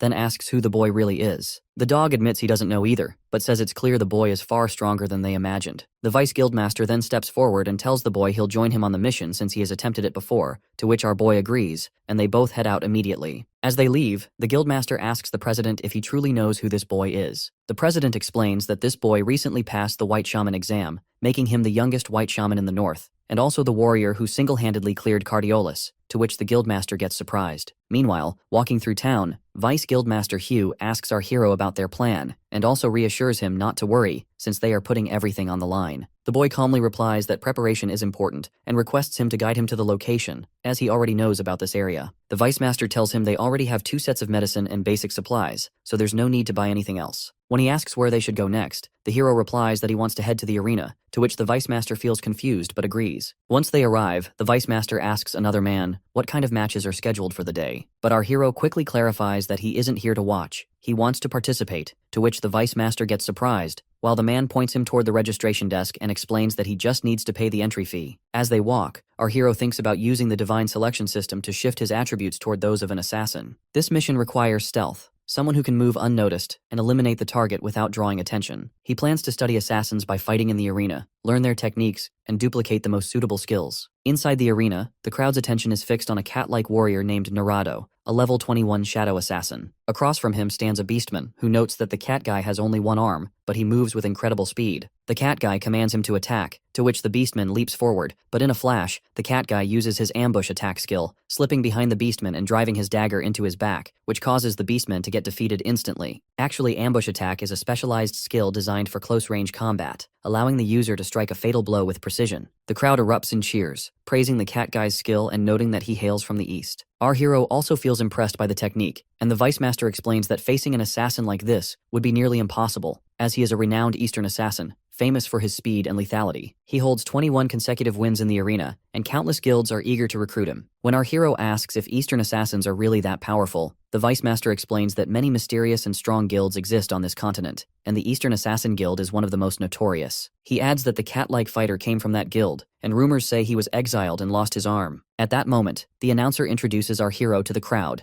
mentioning that this newcomer has 0 experience in the arena and will now face the cat guy. The audience laughs, teasing that the human boy has no chance and will likely be defeated quickly. Our hero steps forward to face the cat guy, who warns him to leave without taking a risk, but our boy tells him to attack if he wants. As the match begins, the cat guy leaps toward him, confident that he will finish the fight quickly. In response, our hero activates ultimate physique throughout his body. As the cat guy approaches, he suddenly stops in the middle, to which the crowd wonder why the assassin halted. However, the cat guy gets stunned as he realizes that the seemingly weak human is now radiating an overwhelming and powerful aura that commands attention. He realizes that this boy is no ordinary opponent, and our hero calmly asks if the cat guy has already given up on the fight. At that moment, the system notifies him that he can now replicate his opponent's skills through combat. Feeling excited, he leaps toward the cat guy, pulling out his blade from the inventory. The cat guy immediately senses the threat and knows he has to be careful. As our hero swings his blade to attack, the cat guy quickly activates his Z-step skill, moving behind him to launch a sneak attack. But our boy senses his movement and activates ultimate physique on his neck, and when the cat guy tries to stab him, the dagger doesn't even leave a scratch. The cat guy and the entire crowd get surprised, and then the system displays all of the cat guy's skills to our hero. He selects the ambush attack skill, and immediately the system enhances it into thunderous ambush attack, adapting it to our boy's weapon and attributes. At this moment, our hero leaps at the cat guy and unleashes his new skill, striking him with a thunderous attack, to which the cat guy gets defeated instantly, and the hero remarks that now he can move on to rescuing the merchant's kidnapped daughter. Outside the arena, the Vice Master is also amazed by his victory, while our hero notices his body has become even more agile, moving like an assassin with divinely enhanced speed. The Vice Master asks if he still wants to attempt the rescue at night, warning that darkness will make it harder to see. But the hero confidently assures him that he can see perfectly and orders him to lead the way. At night, the Vice Master leads him to the fortress where the merchant's daughter is being held, noting that several days have already passed and wondering how she is faring. He explains that no matter how many times they tried to rescue her, each attempt ended in failure. The terrain makes the fortress easy to defend and difficult to attack, and the enemy, knowing the area well, has set numerous traps. When the Vice Master asks about the plan and glances back, he's surprised to see that the boy is no longer behind him. At this moment, 3 guards stand at the entrance, talking among themselves about how the Pace Guild will try again tomorrow. Meanwhile, the hero is perched in a tree, analyzing the situation with his divine eye skill. The system reveals 9 large trigger-type traps and 6 automatic traps at the main entrance. He feels relieved that the divine eye has even identified the trigger points. The system then highlights the location of the automated traps behind the 3 guards. Our hero readies himself to strike. He leaps from the tree, and the face mask from his equipped set automatically activates. With swift movements, he easily navigates through the large trigger traps and realizes his next task is to take down the 3 guards one by one. He whistles to draw their attention, to which one of the guards steps forward, convinced it's just an animal making the noise, and tells the others he'll deal with it. As he searches the area, our hero seizes the chance. He pulls out the knife given to him by the Vice Master and drives it into the guard's heart using the power of his ultimate physique, to which the guard collapses instantly. Our hero then moves ahead, carefully using a rope to bypass another trap. When the other 2 guards notice their companion hasn't returned, one prepares to check, but his senior warns him to hurry, reminding him that if the boss finds them wandering too close to the traps, he'll be furious. At that moment, the senior suddenly realizes the second guard has vanished from sight. Actually, our hero has already taken him out. Before the last guard can trigger the manual traps, our boy bursts forward with his thunderous ambush attack, striking him down in an instant as well. With all 3 guards down, the entrance is now clear. Watching from behind, the Vice Master gets astonished that this human boy has managed to handle everything effortlessly. The hero then guides him on a safe path through the traps, and the Vice Master follows carefully, reaching him without incident. When he spots the manual triggers for the traps, he angrily wants to destroy them all, but our hero stops him, knowing they will be useful later. Together, they move deeper into the fortress, navigating past additional traps safely, and finally reach the innermost chamber. Inside, heavily armored level 24 warriors patrol the area. The Vice Master remarks that they all look extremely strong, and admits that without the boy, he would have died many times already. Our hero reassures him, saying he has done everything correctly, and instructs him to distract the warriors. The Vice Master agrees, and our hero makes sure to clarify that he isn't using him as a pawn, because the traps they left behind will now serve a crucial purpose. Realizing this, the Vice Master understands why he was told not to break the triggers. At that moment, the system alerts our hero that there are 24 enemies in total, including 4 archers, 5 mages, 8 warriors, 6 heavily armored soldiers, and 1 leader. The Vice Master moves forward to distract the warriors, firing arrows into the back of one of them while taunting him, to which all the warriors leap at him to kill him, but he begins running to lure them toward the traps. Getting the opportunity, our hero moves forward, knowing he must first confirm the girl's safety. He carefully peers into one of the tents and gets surprised to see the little girl sitting with the boss, Savage Leopard, who appears to be telling her a story. At that moment, the leopard senses someone spying on them. He quickly covers the girl with a cloth and delivers a powerful kick to our hero, sending him back. The leopard glares at the intruder and asks who he is, noting that he seems to be from the Pace Guild. Our hero then demands why he is telling fairy tales to the girl if he has kidnapped her. The leopard looks surprised and comments that an assassin who bypassed the traps and silently eliminated the guards is truly impressive. The hero explains that he is here on behalf of the Pace Guild to rescue the merchant's daughter who was kidnapped by his group. He demands that the little girl be handed over without a fight. but the leopard refuses and leaps at him with a powerful kick. Our hero knows he can't waste time, as the return of his allies could complicate things. When the leopard strikes with full force, the ground cracks from the impact, but our boy swiftly dodges with incredible speed. He counters with a thunderous ambush attack using his sword, but the leopard blocks it with his hand and is thrown back by the incredible force. Examining his hand, the leopard sees a deep cut and realizes that this human assassin has perfect speed, power, and timing, as he is clearly not weaker than the leopard. Still, he is puzzled why the boy wields a broadsword. Our hero activates ultimate physique in his arms, and just as they leap at each other again, the little girl emerges from the tent, asking the leopard what he is doing, to which the leopard freezes instantly. Our boy feels puzzled, noticing how gentle the leopard is with the girl, as if she is very important to him. The girl checks the leopard's hand, but he reassures her that he accidentally cut himself. She then scolds our hero, telling him not to bully her uncle because he is a good person. The boy calmly explains that he is only here to rescue her and is not a bad guy. Seeing her, he feels a familiar connection, like the care he has for his own sister. However, the girl insists that she doesn't want to be rescued and wants to stay where she is. Feeling confused, the hero asks the leopard about the matter, and the leopard tells him to come inside first, as he wants to put her to bed. Once she falls asleep, the hero comments that she is clearly attached to the leopard, and this is more than a simple kidnapping. The leopard then explains that he works for the merchant, to which our hero gets surprised and asks if that's the case, why he has kidnapped his daughter. The leopard replies that it's a scheme to extort large sums of compensation from other guilds. They were secretly hired by the merchant as low-level thugs to carry out this plan. They kidnap the girl, and the merchant creates an expensive rescue request, knowing that ordinary adventurers would hesitate to take on such a dangerous mission. Hearing all this, our boy begins to understand the full situation, but asks if it wouldn't be dangerous to return the girl safely to her parents once the compensation is collected,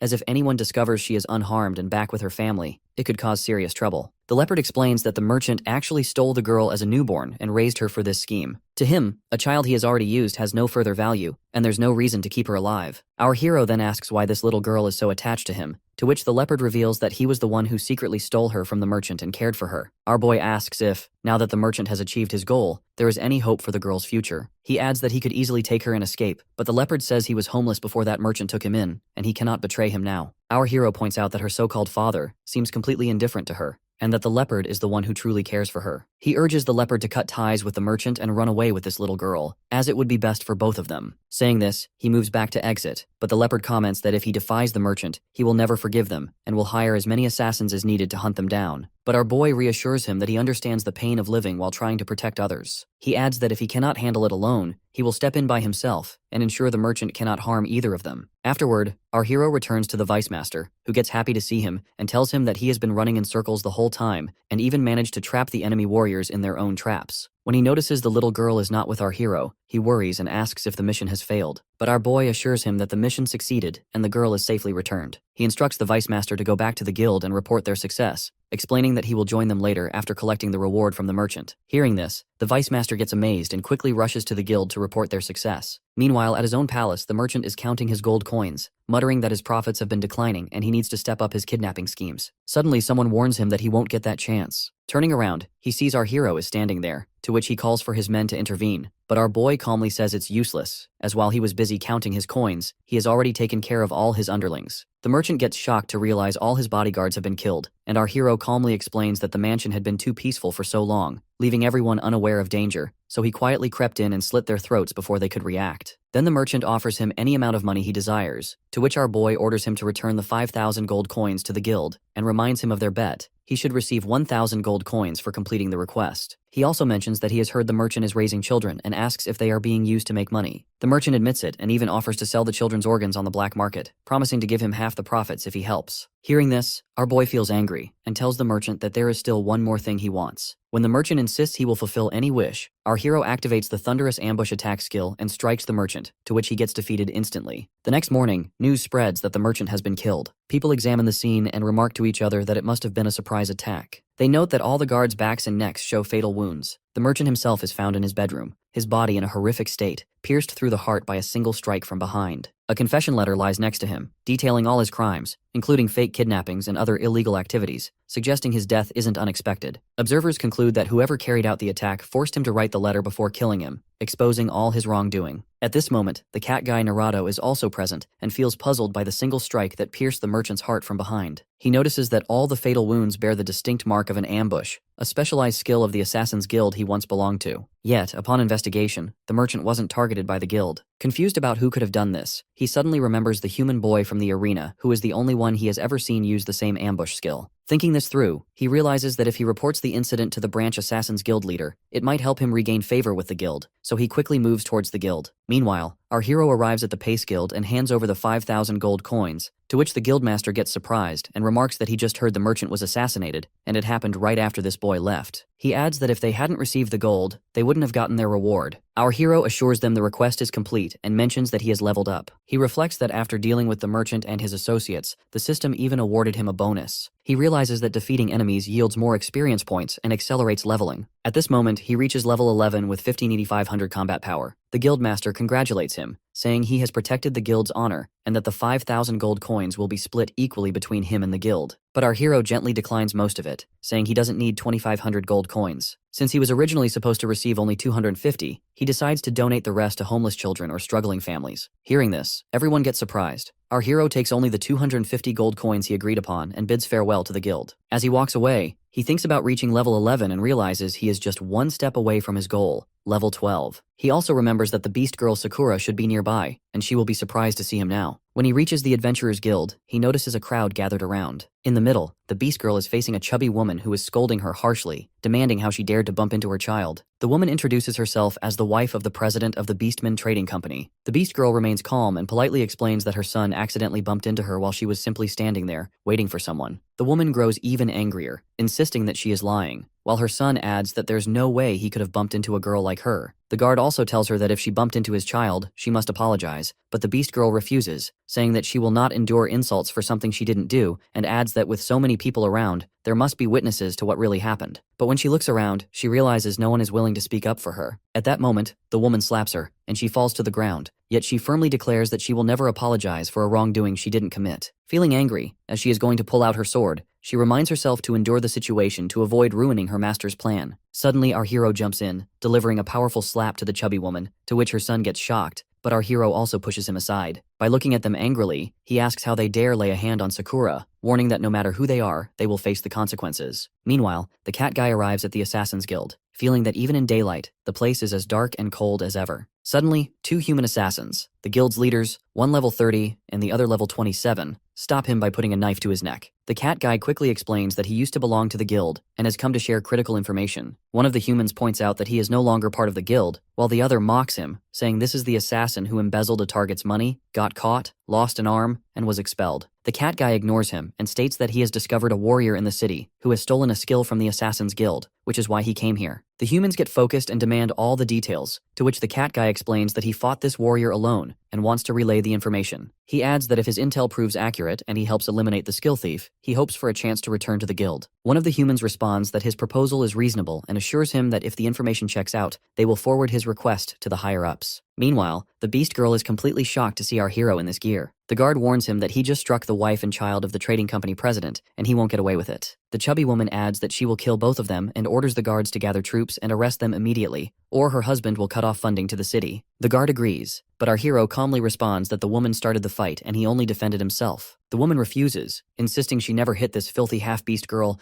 and claims there is no one to testify against them. Our hero warns her that if she keeps talking, he will break every one of her teeth. The beast girl admits there really is no one to support them, and she apologizes for causing so much trouble and explains that she had hoped someone would speak up for her, but being a half-beast, and with the woman being the president's wife, no one dared risk angering her. At that moment, the members of the Big Goats group arrive and are delighted to see our hero there. When they comment that he just completed a major request for the Pace Guild, the chubby woman gets shocked to realize who he is. Soon after, the Pace Guild members arrive as well, and mention that they just returned from donating the money he requested. Our hero explains that he managed to leave with his team, but got caught up in some trouble along the way. Both guilds immediately respond that picking a fight with him is like picking a fight with all of them, and ask for details about the issue. The city guard explains that the human boy and the half-beast girl are in trouble with the trading company president's wife and need someone to testify on their behalf. He adds that if no one can prove that the wife struck first, the law requires both of them to be taken into custody. Hearing this, everyone gets stunned about how they could arrest this boy, who has donated so much to the poor of the city and even deserves recognition. They all agree to testify for him, including the guild's receptionist girl. She states that she saw the chubby woman strike first, and emphasizes that this beast girl is a gold badge-ranked adventurer and completely innocent. Seeing this, the others also testify that the chubby woman struck the beast girl first. The guard tells the woman she must be arrested, but our hero steps in and says she must first apologize to his companion. Everyone orders her to comply, and the chubby woman apologizes to the beast girl for causing trouble, and then the guard leads her away. Our boy thanks the guild members for their help, and they assure him that if he ever runs into trouble in Northern, he only needs to mention it. Then he and the beast girl leave the town together happily. Along the way, she comments that he looks so different, as she almost didn't recognize him. He explains that he got some special equipment that slightly changed his appearance, and that the clothes she made for him were torn during a quest. She notes that he seems more mature now, and by noticing the aura around him, asks if he has leveled up. He confirms, explaining that he helped resolve a dispute between a party and a guild, the same people he had met earlier, and shows her a small bag, mentioning that he leveled up and earned an extra 250 gold coins. Hearing this, she gets amazed and remarks that he could buy some excellent gear at an auction with that amount. He adds that he had planned to get her some new equipment, but now they'll have to check the auction in the next town. She mentions that the next town has a medium-sized auction hall and that the genius shaman Kevin lives there. At that moment, our hero remembers he needs to meet the genius. After the recent battles, he feels a stagnant sensation in his blood, like a stone buried inside him. Realizing it is a side effect of the sacrifice skill, he knows he needs the genius's healing. As they walk, leaves suddenly begin falling around them from the trees. She quickly draws her sword by sensing the danger. When she commands the thugs to show themselves, 2 human assassins from the Assassin's Guild suddenly appear. They demand to know if he is the one who stole their skill and warn that they have come to claim his head for it. They explain that this boy doesn't seem to belong to the Assassin's Guild. The senior adds that if the cat guy's story is true, this boy is a skill thief who stole their guild's ambush technique. The junior notices the girl with him and remarks that both are hiding their levels. Based on the cat guy's account, the boy doesn't seem very high level, but the girl appears stronger, around level 20. Hearing this, the beast girl prepares to fight, and our hero notices that this is the first time he has sensed such strong killing intent from her. She warns him to be careful, explaining that these 2 humans are stronger than any opponents they've faced before. She can sense a murderous intent that only comes from someone who has killed many, and if they truly are from the Assassin's Guild,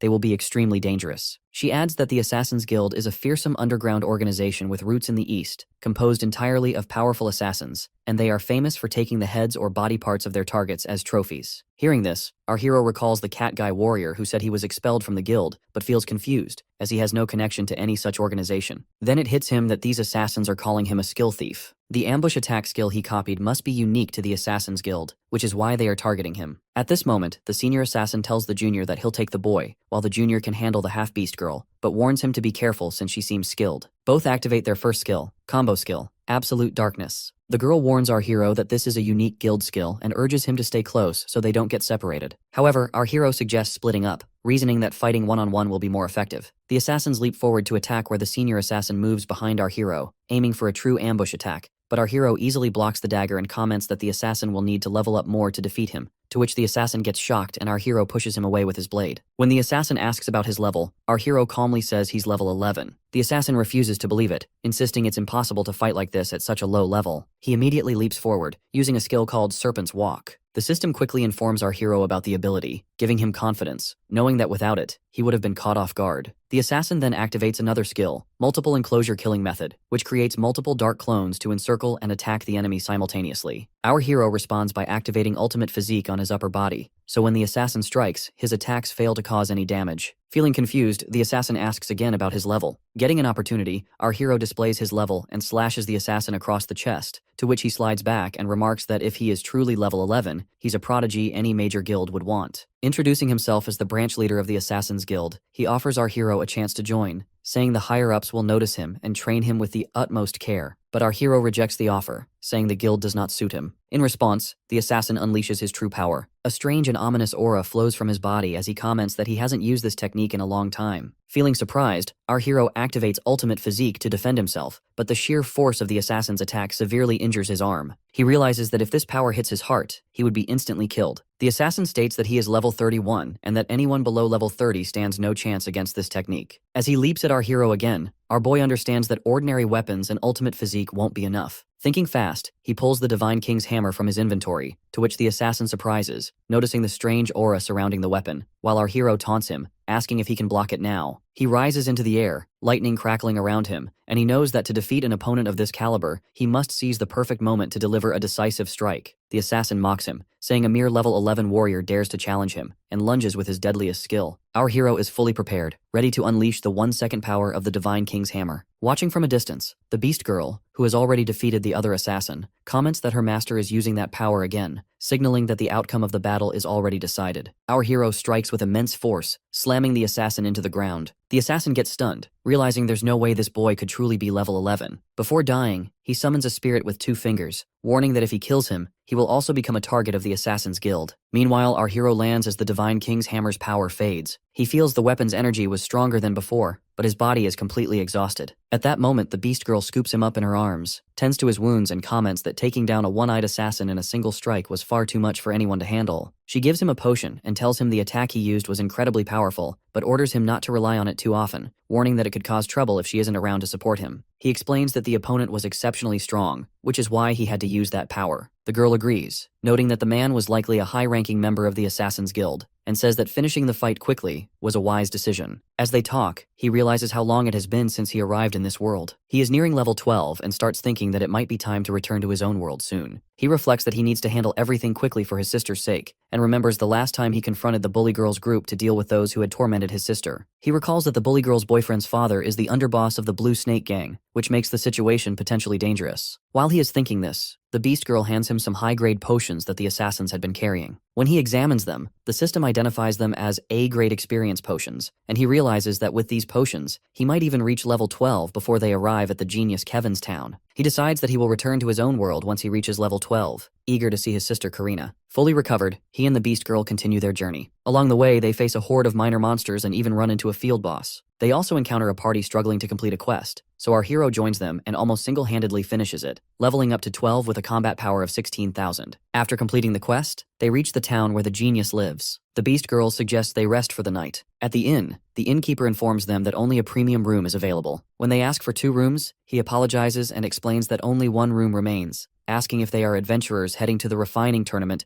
hosted by the genius Incarnio. Our hero curiously asks what the refining tournament is, to which the innkeeper looks surprised, asking if they are truly adventurers who haven't heard of it, as the tournament is well known and has been held many times. The Beast Girl then explains that it is a large-scale alchemical refining event hosted by a renowned shaman, and mentions that the tournament features competitions, exhibitions, and the creation of many excellent potions, making it extremely popular among adventurers. She adds that she checked the schedule and they will arrive on the first day of the tournament, giving them time to explore or shop for any necessary potions. The innkeeper then asks if they want to take the room, to which our boy feels a bit embarrassed at the thought of sharing a room with the Beast Girl, but she tells him that if he's okay with it, she is too. Suddenly, another blue shaman, the fox named Vincent, arrives with his girlfriend and claims the room. The innkeeper immediately greets him and agrees to give him the room, to which our hero feels frustrated and asks the fox if there isn't some order to who gets rooms first. The fox asks if the boy knows who he is, clearly stating that the last premium room is his. The Beast Girl protests that they arrived first and deserve the room, but the innkeeper interrupts, explaining that the fox is one of Genius's disciples and it's better not to cause any trouble. Hearing this, our hero still refuses to back down and orders the innkeeper to show them the way to the room, insisting that it belongs to them. The fox laughs and warns that if they keep acting this way, they won't be welcome in Carnio. Without hesitation, our boy throws him hard to the floor, to which his girlfriend and the innkeeper get stunned. He strides toward the room, and the Beast Girl hesitates, asking if he's sure about this, since this fix is the genius's disciple. Our hero calmly replies that he treats people the way they treat him,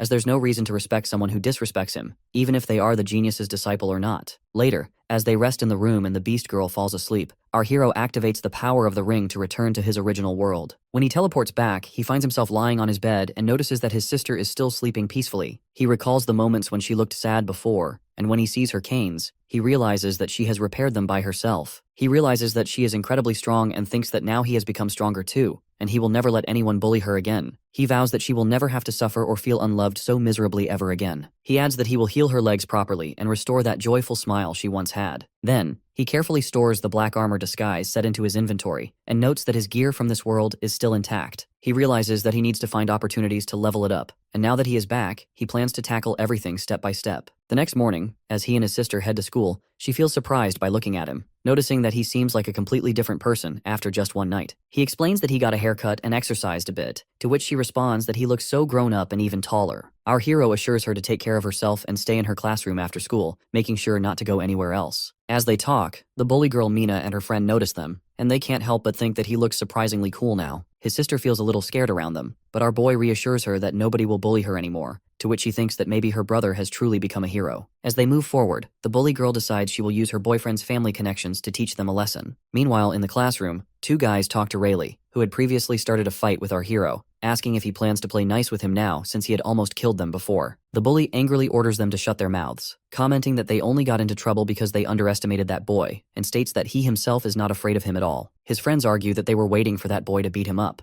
but he ended up defeating them instead, to which the bully dismisses it as carelessness. While they're talking, they suddenly notice our hero entering the classroom, and everyone realizes how completely different he looks now. Shortly after, the teacher addresses the class, announcing that the Future Star Tournament is coming soon, and asking if anyone wants to participate. She explains that this year, the tournament is a joint event with several nearby schools, and their school encourages everyone to participate as it's a chance for both the students and the school to shine. However, Rayleigh says the Future Star Tournament is meant for hero class students, and it's pointless for regular students to enter. He adds that ordinary students compete every year, but none ever win as the top spots always go to hero class students, so it's just a waste of time and an embarrassment. The other students also agree, but the teacher comments that this year's prizes are incredible. Even teachers would want to participate. Since the event is hosted by the Hero School Association, famous hero guilds are watching, and the association leaders themselves will attend, and the winner will receive a prize of 10 million yen. Hearing this, the students get stunned, and our hero's mind immediately goes to his own situation. He recalls borrowing 600,000 yen at high interest from the Blue Snake gang, and if he wins, he can pay off the debt and move his sister to a better apartment with an elevator. He also considers the school's hero association,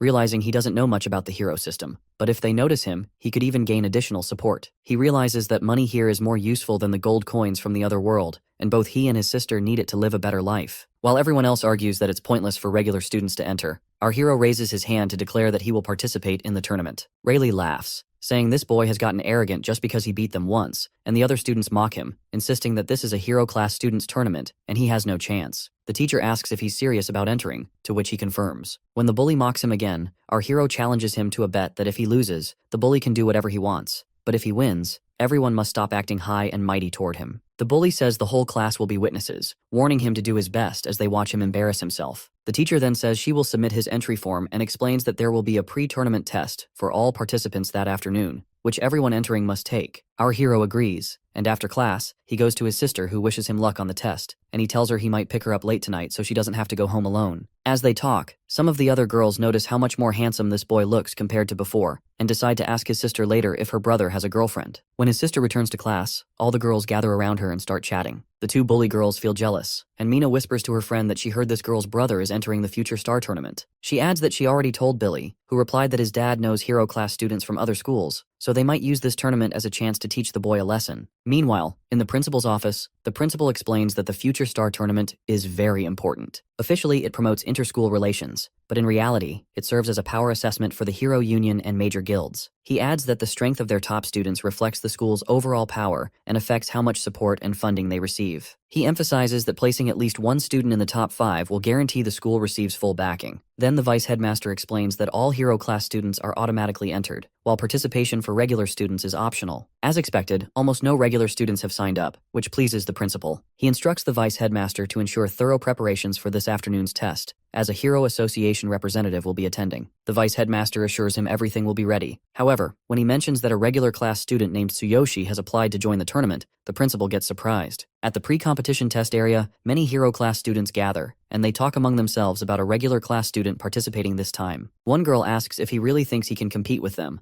while a boy remarks that the student has no chance of passing anyway, calling the test just a simulation for semi-heroes. As they discuss, our hero arrives, and the teacher feels confused as to why a regular class student would even bother taking this test, considering it a waste of his time. On the second floor of the building, Suzuki, the chairman of the School Hero Association, arrives. The principal points out the hero class students and explains that the test will begin soon, hoping the students meet expectations. He tells the chairman that he is free to watch everything from here. He also instructs the vice headmaster to start the test. The vice headmaster sends a message to the teacher, who immediately begins the simulation, reminding the students of the test contents and instructing them to form their parties and enter the simulator. He shows them 3 machines and explains that these are basic-level simulators for D-class mock exams, simulating E and F grade caves. He instructs the students to form their parties according to their assigned order, and mentions that results will be displayed afterward, with a passing score set at 60 or above. Our hero tells the teacher that he didn't know they had to form parties. The teacher, thinking this boy probably can't pass anyway, says it's not a problem and tells him to wait, as his test will be done last. just him alone. Meanwhile, the parties begin entering the simulators, and the chairman observes that this inspection is designed to identify outstanding semi-heroes. He reflects that the School Hero Association exists, so the Hero Union can recruit talent before other schools or factions get the chance. He also considers that during this time, powerful guilds compete to claim promising semi-heroes, and any slack could mean losing top candidates. Inside the simulator, the semi-heroes enter a forest-like area, noticing how realistic it feels. A message pops up, prompting them to choose their class and equipment before beginning the challenge. After some time, the students emerge from the simulators, and the machines display their results where many guys scored 72 and passed the test. Observing this, the chairman notes that the difficulty was F class, with a maximum score of 100. Most parties scored between 70 and 80, and no one scored above 90. He concludes that there are no exceptional semi-heroes in this school's hero class. He recalls that in recent years, the highest score in a two-person E-class mock exam was 93 points. He thinks that if students can pass an E-class test, they can enter any hero school, and high scores will attract the attention of major guilds, but true geniuses like that are extremely rare. He tells the principal that with just a bit of training, these students could have bright futures. When he asks if the test is over, the vice master mentions that one last student remains, the one from the regular class, to which the chairman gets surprised and insists they watch him carefully. At that moment, the teacher tells our hero to get ready, while the other students mock him, suggesting that the simulator's dark forces might scare him. Our hero steps into the machine and finds himself in the forest. The system prompts him to select his class and equipment,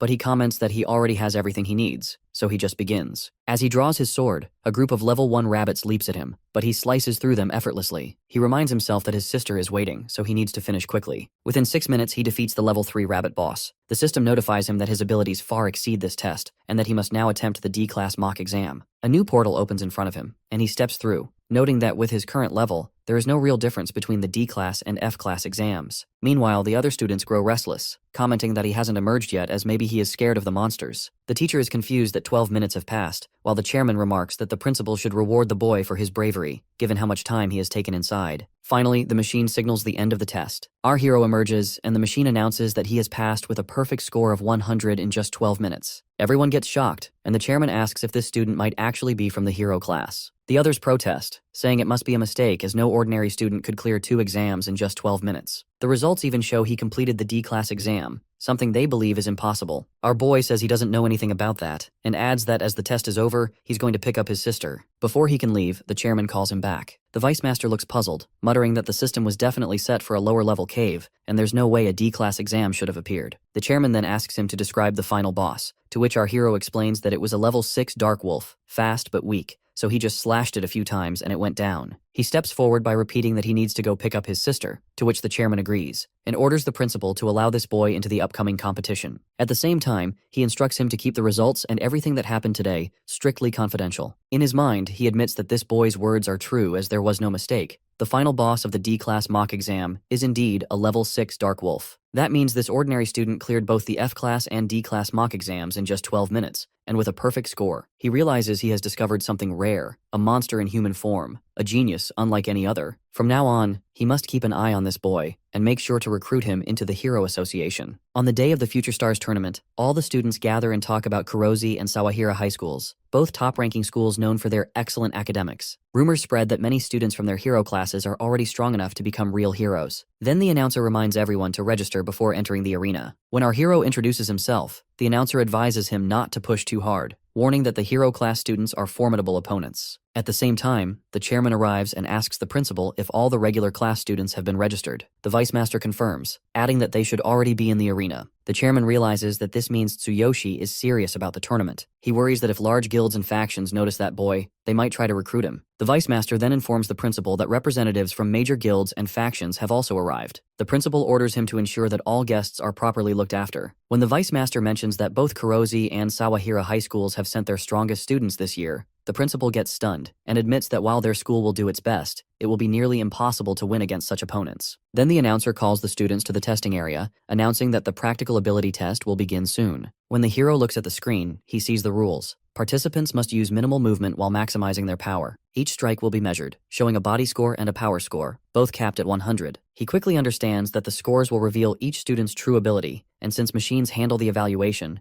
cheating is impossible. The first student from Sawahira High steps up to the punching machine, where he has to strike the ball. Everyone watches closely, curious about his results. His punch earns him a 72 body score and a 74 power score, the highest they've seen so far, to which the crowd feels surprised. One after another, students from different schools take their turns, most earning solid results. But when it comes to Seishin Academy, our hero's school, the scores are far lower. Students from other schools start mocking them, sneering that Seishin even brought along a regular student just to fill the numbers. Many representatives are seated, closely watching the tests. They believe that Kurozu and Sawahira schools have the strongest heroes, so they plan to add them to the list, but they don't feel good about Seishin School. The principal feels disappointed, while the chairman grows curious about how well Tsuyoshi will score. The classmates of our hero and his sister are also watching. They mock him for not showing up yet, saying he must be too embarrassed. When the bully girl makes a harsh comment about him, our hero's sister speaks up, saying she believes in her brother, to which the girl snaps back that she'll enjoy watching him fail. At this moment, a student from Sawahira High named Vince steps forward. He is level 4 with a combat power of 580. Everyone whispers that he will surely be the winner since he's the ace of his school. He strikes the testing ball with a punch, and the crowd gets shocked when the results show a body score of 86 and a power score of 90. Seeing this, the chairman thinks that this guy truly is the strongest and decides he wants to speak with him after the event. Next up is Boniface from Kurozu High School, a level 4 student with 620 combat power. When he punches the ball, his body score shows 89 and his power score 92. The others watch in amazement, saying he's on a whole different level and might be this year's winner. As the strongest contenders chat, our hero steps forward. Once again, the others mock him, but he ignores their words. He reminds himself to use the least movement possible while maximizing his strength. To do that, he decides to activate both his ultimate physique and the divine selection system. He channels the ultimate physique into just his index finger, boosting it by 600%, while keeping the rest of his body completely calm. With a single strike of his finger against the ball, the entire machine shatters, and the ball shoots high into the air with incredible force, to which everyone around him gets completely shocked. The impact is so overwhelming that the machine can't even measure his score, as he may have gone beyond the limit of 100. Seeing this, our hero feels worried that this could be bad, as he might have to pay for the damage he just caused. Everyone looks confused, wondering if this boy really has such power. Some whisper that the machine must have malfunctioned, while others suggest he might have cheated. The guild representatives and students from other schools are also shocked, waiting to see what decision the school will make. The principal calls 2 men to check the machines, and meanwhile the chairman studies the boy's hands. At first, he suspects the boy may have boosted his strength with some tool, but there are no signs of equipment or traces of cheating. Instead, he notices the boy's hands are covered in scars and hardened with calluses, unusual for someone so young. When the chairman asks about them, the boy calmly explains that he has been working part-time jobs for nearly 10 years just to survive. This revelation surprises the chairman more than anything. Soon after, the 2 inspectors report that the machine is fine and nothing was tampered with. They restore the data, confirming that the impact measured a perfect score of 100 points. Hearing this, everyone gets stunned, and some still insist that a strength capable of breaking the machine can only be the result of cheating. The principal looks troubled, unsure of what to do next, but the chairman assures him that, on behalf of the School Hero Association, he recognizes the boy's results. He personally confirms there are no signs of cheating, and declares that the boy has scored a full 100 points in both categories. Hearing this, a student from Kurozu School suddenly realizes he has never paid much attention to this boy,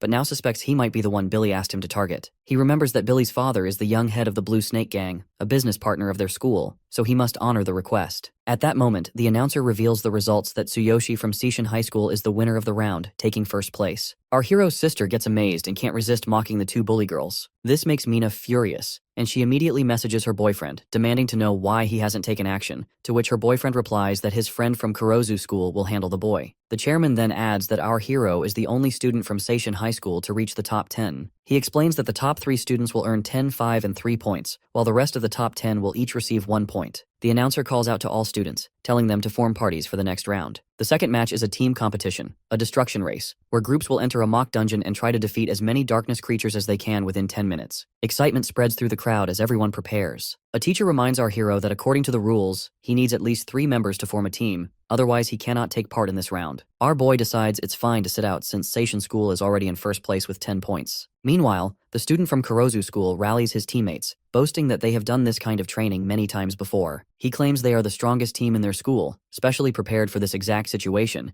and that they will surely take the top spot. At the same time, the team from Sawahara School also gathers, determined to give their best. The Seishin School students form their own party as well. Though they admit the other schools look powerful, they agree that their goal is to earn as many points as possible and secure a place in the top 10. With all preparations complete, the announcer signals the start of the match and orders the students to enter the simulator machine. Seeing our hero standing alone without a team, the bully and the others laugh, saying no one wants to partner with him. But our boy calmly thinks about how the ultimate star will be decided by the highest overall score, and that the player with the best performance in any match will also earn the title of MVP. Deciding to take it easy for this round, he sets his goal on becoming the MVP. If he can achieve high scores in the individual matches, the 10 million yen prize will be his. All the schools enter the machines and give their best. Sawahara School manages to defeat 48 creatures, while Kurozu School's team goes even further, slaying 62 monsters. The crowd is impressed, though the chairman thinks he had hoped to see Tsuyoshi shine, but in a team competition, he can't stand out as much. Then, the students from Seishin School emerge from the simulator after defeating 33 monsters in just 6 minutes, as one of them is injured. When they compare their results to the other schools, they get shocked to see they are behind. They quickly ask the organizers if they can continue, explaining that while one teammate is hurt, the remaining 2 are still able to fight. However, the organizer tells them that they cannot continue unless they have at least 3 members. Feeling discouraged, they suddenly notice Tsuyoshi standing quietly in the corner. They quickly ask him to join their team, needing only one more person, to which our hero agrees, and together they re-enter the simulator. With only 3 minutes left, the 2 teammates rush forward, attacking monsters as fast as they can. They tell our boy to help if he's able, but insist they can manage on their own since they only need to defeat 10 more monsters to secure a spot in the top 10. Our hero studies the monsters by using the Divine Eye skill and tells them to close their eyes, saying it will be better for them. Trusting him, they do as he says, and our hero draws his powerful sword from his inventory and equips the Black Armor Disguise set. In a flash, he activates Ultimate Physique and unleashes his Thunder Chain Fall skill, and with a single devastating strike, 330 monsters get wiped out at once. When his teammates open their eyes, they get stunned that he achieved such destruction with just one blow. Soon after, all the teams exit the machines, and the results are announced that Seishin School claims first place once again with an overwhelming 330 monsters defeated. The chairman surprisingly asks if the boy really managed to defeat 300 monsters. The 2 teammates admit they have no idea what actually happened. They explain that this boy told them to close their eyes, and all they could sense afterward were flashes of light, thunder, and vibrations. When they opened their eyes, every monster in front of them had been wiped out by a single strike. Hearing this, the chairman realizes the truth that this boy is no ordinary student, but a monster-level genius who will one day shake the entire hero community. Meanwhile, the bullies are also completely surprised, unable to understand how the boy has taken first place again. Some of the students also claim that Seishin School must have tampered with the machines to secure victory. At that moment, a group of judges from an external school union approaches the principal. They explain that the record looks highly suspicious and request permission to examine the data. Confident that nothing dishonest has happened, the principal allows them to proceed. After reviewing everything carefully, the judges get confused as the data shows no sign of tampering or forced adjustments, which proves there was no cheating involved. The principal insists that Seishin School always competes fairly, yet he still struggles to understand how a 3-person team managed to score so high. At that moment, our hero steps forward and calmly suggests that if Seishin fails to take first place in any of the upcoming matches, the judges can treat their earlier result as cheating. But if they continue winning every event, then there should be no doubts or complaints. Hearing this, a student from Sawahara School remarks to his teammates that he originally thought the fight for first place would be between their schools. But now, after passing the hero test, they have been completely overshadowed. Even so, he admits that facing someone this confident is strangely exciting. The judges accept our hero's proposal, and the next events begin: long jump, short sprint, and disc throw. In each competition, our boy easily takes first place, relying on his ultimate physique skill. The crowd watches in disbelief as he breaks record after record with overwhelming power. Meanwhile, Mina's boyfriend stands at the entrance, scowling as he watches the results. Getting frustrated, he quickly sends a message to his friend Boniface, warning him that the final event is coming up and urging him to take action. By now, the top students from the other schools are completely exhausted, realizing just how impossible it is to compete against Tsuyoshi. When Boniface reads the message, he grows worried, knowing there isn't much he can do. Then he suddenly remembers the P2P mental interference device that Billy's father secretly gave him. He decides this is the moment to use it against the boy. Actually, the item releases a powerful shockwave into the target's mind, causing unbearable headaches for a short time. It's extremely dangerous and strictly banned from circulation. Meanwhile, the announcer declares the final event of the day, the tug-of-war lift. In this match, 3 players from each school must pull ropes with pure strength to lift a female student to the top. Once she reaches the bell and rings it, she must then lower her school's banner to claim victory. A teacher approaches our hero, explaining that the principal wants him to compete in this event too, so Seishin can secure first place once again. Our boy replies that he doesn't have a female student for the lift, to which the teacher reassures him not to worry, and quickly announces to the crowd that they need a volunteer to partner with Tsuyoshi for the match. Instantly, many girls step forward, eager to help,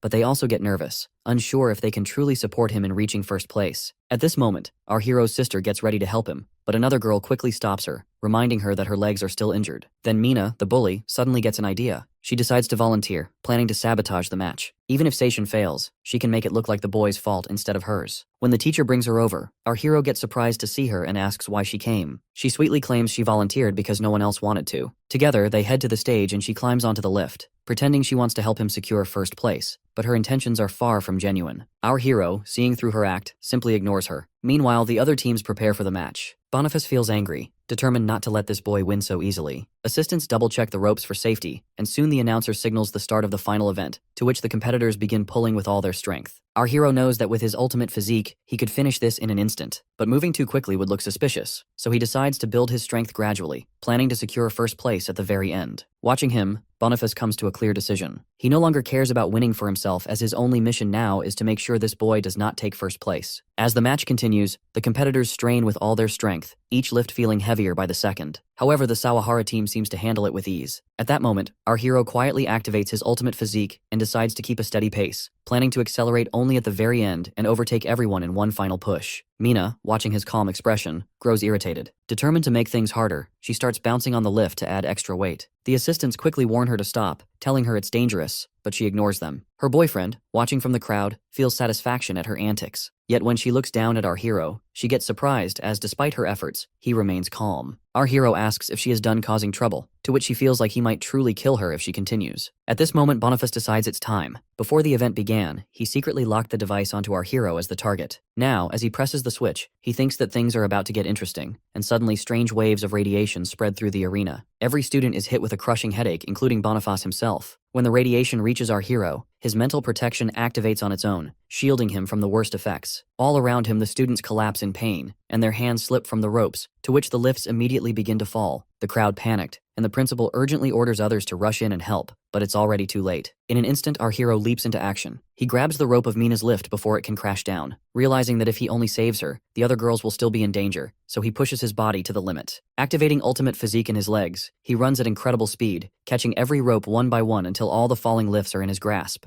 The entire arena gets shocked as none of the lifts touch the ground, but our hero feels the immense pressure of their combined weight. Each lift alone weighs 50 kilograms, not including the girls riding them. He activates ultimate physique into his arms as well, and with a mighty push of strength, he holds them steady, leaving the crowd stunned as they whisper in disbelief about his inhuman power. The workers rush in and quickly grab the ropes from our hero's hands, but our boy refuses to let go of his own rope, as he is determined to secure first place with his lift alone. Mina, watching from above, also surprises, and the others, impressed by his determination, call out their support and wish him luck. Summoning the last of his strength, our hero pushes himself harder and raises the lift all the way to the top. By the time they reach there, he gets fully exhausted, and when the girl looks at him, she feels grateful as he not only saved her, but also the other girls. With rare sincerity, she rings the bell and lowers the banner. From the crowd, her boyfriend gets angry at her choice, but our hero feels a quiet relief as for once, she has helped him instead of trying to bring him down. The arena erupts in cheers as the announcer declares that Tsuyoshi has once again secured first place for Seishin School. The guild and faction representatives remark that it has been a long time since they've seen such a genius, and they insist that no other faction should be allowed to snatch him away. Meanwhile, a guard from the Blue Snake Gang reports to his boss that this boy has been troubling the young master, and even the earlier commotion was caused by a tool the young master handed to one of the participants. Hearing this, the boss feels uneasy, realizing how powerful the boy is. He decides to head home, muttering that he must discuss the matter with the young master. At the same time, the chairman congratulates the principal, saying not only has his school won the championship, but he has also produced an extraordinary hero. As they talk with joy, a worker rushes in with a report. He explains that one of the participants was found with a P2P mental interference device,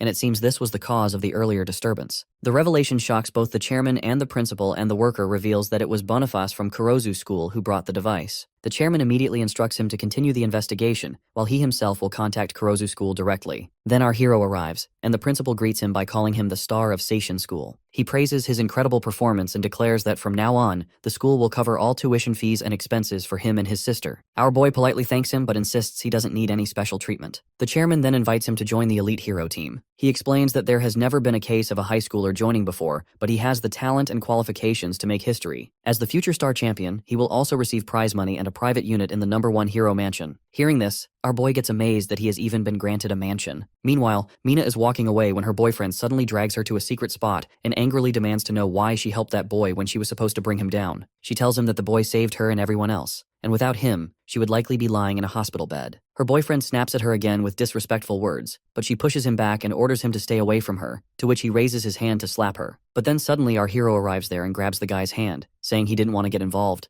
But now that he knows the truth, he has no choice. He slams the bully to the ground and demands if he realizes what he was about to do, as it was a matter of life and death. The bully comments that he is the son of the young head of the Blue Snake Gang, but our hero responds with a hard punch to his face, sending him back. Taking the chance, the bully quickly runs away. At that moment, Mina's friend comes there and gets shocked to see our hero there. Our boy turns to Mina and tells her that even though she helped him in the final event, she shouldn't expect his thanks, as he still hasn't forgiven her for what she did to his sister. As he walks away, she calls out to him, and by kneeling down, she apologizes for all the sins she has done. She tells her friend to apologize as well, but our hero says that even if they apologize, it doesn't erase the fact that they bullied his sister and caused her injury. He asks if cutting them and then apologizing would heal their wounds, which makes the girl feel guilty. After that, he tells them to stand up, saying he has heard their apology. He then heads to the locker room to change his clothes, thinking that now he can go home with his sister. In his mind, he's already looking forward to tomorrow, when they'll finally have the prize money and the mansion. He imagines the mansion having an elevator, something his sister would surely love. Just then, the door bursts open and Rayleigh enters with his allies. Our hero wonders if they're here to fight again,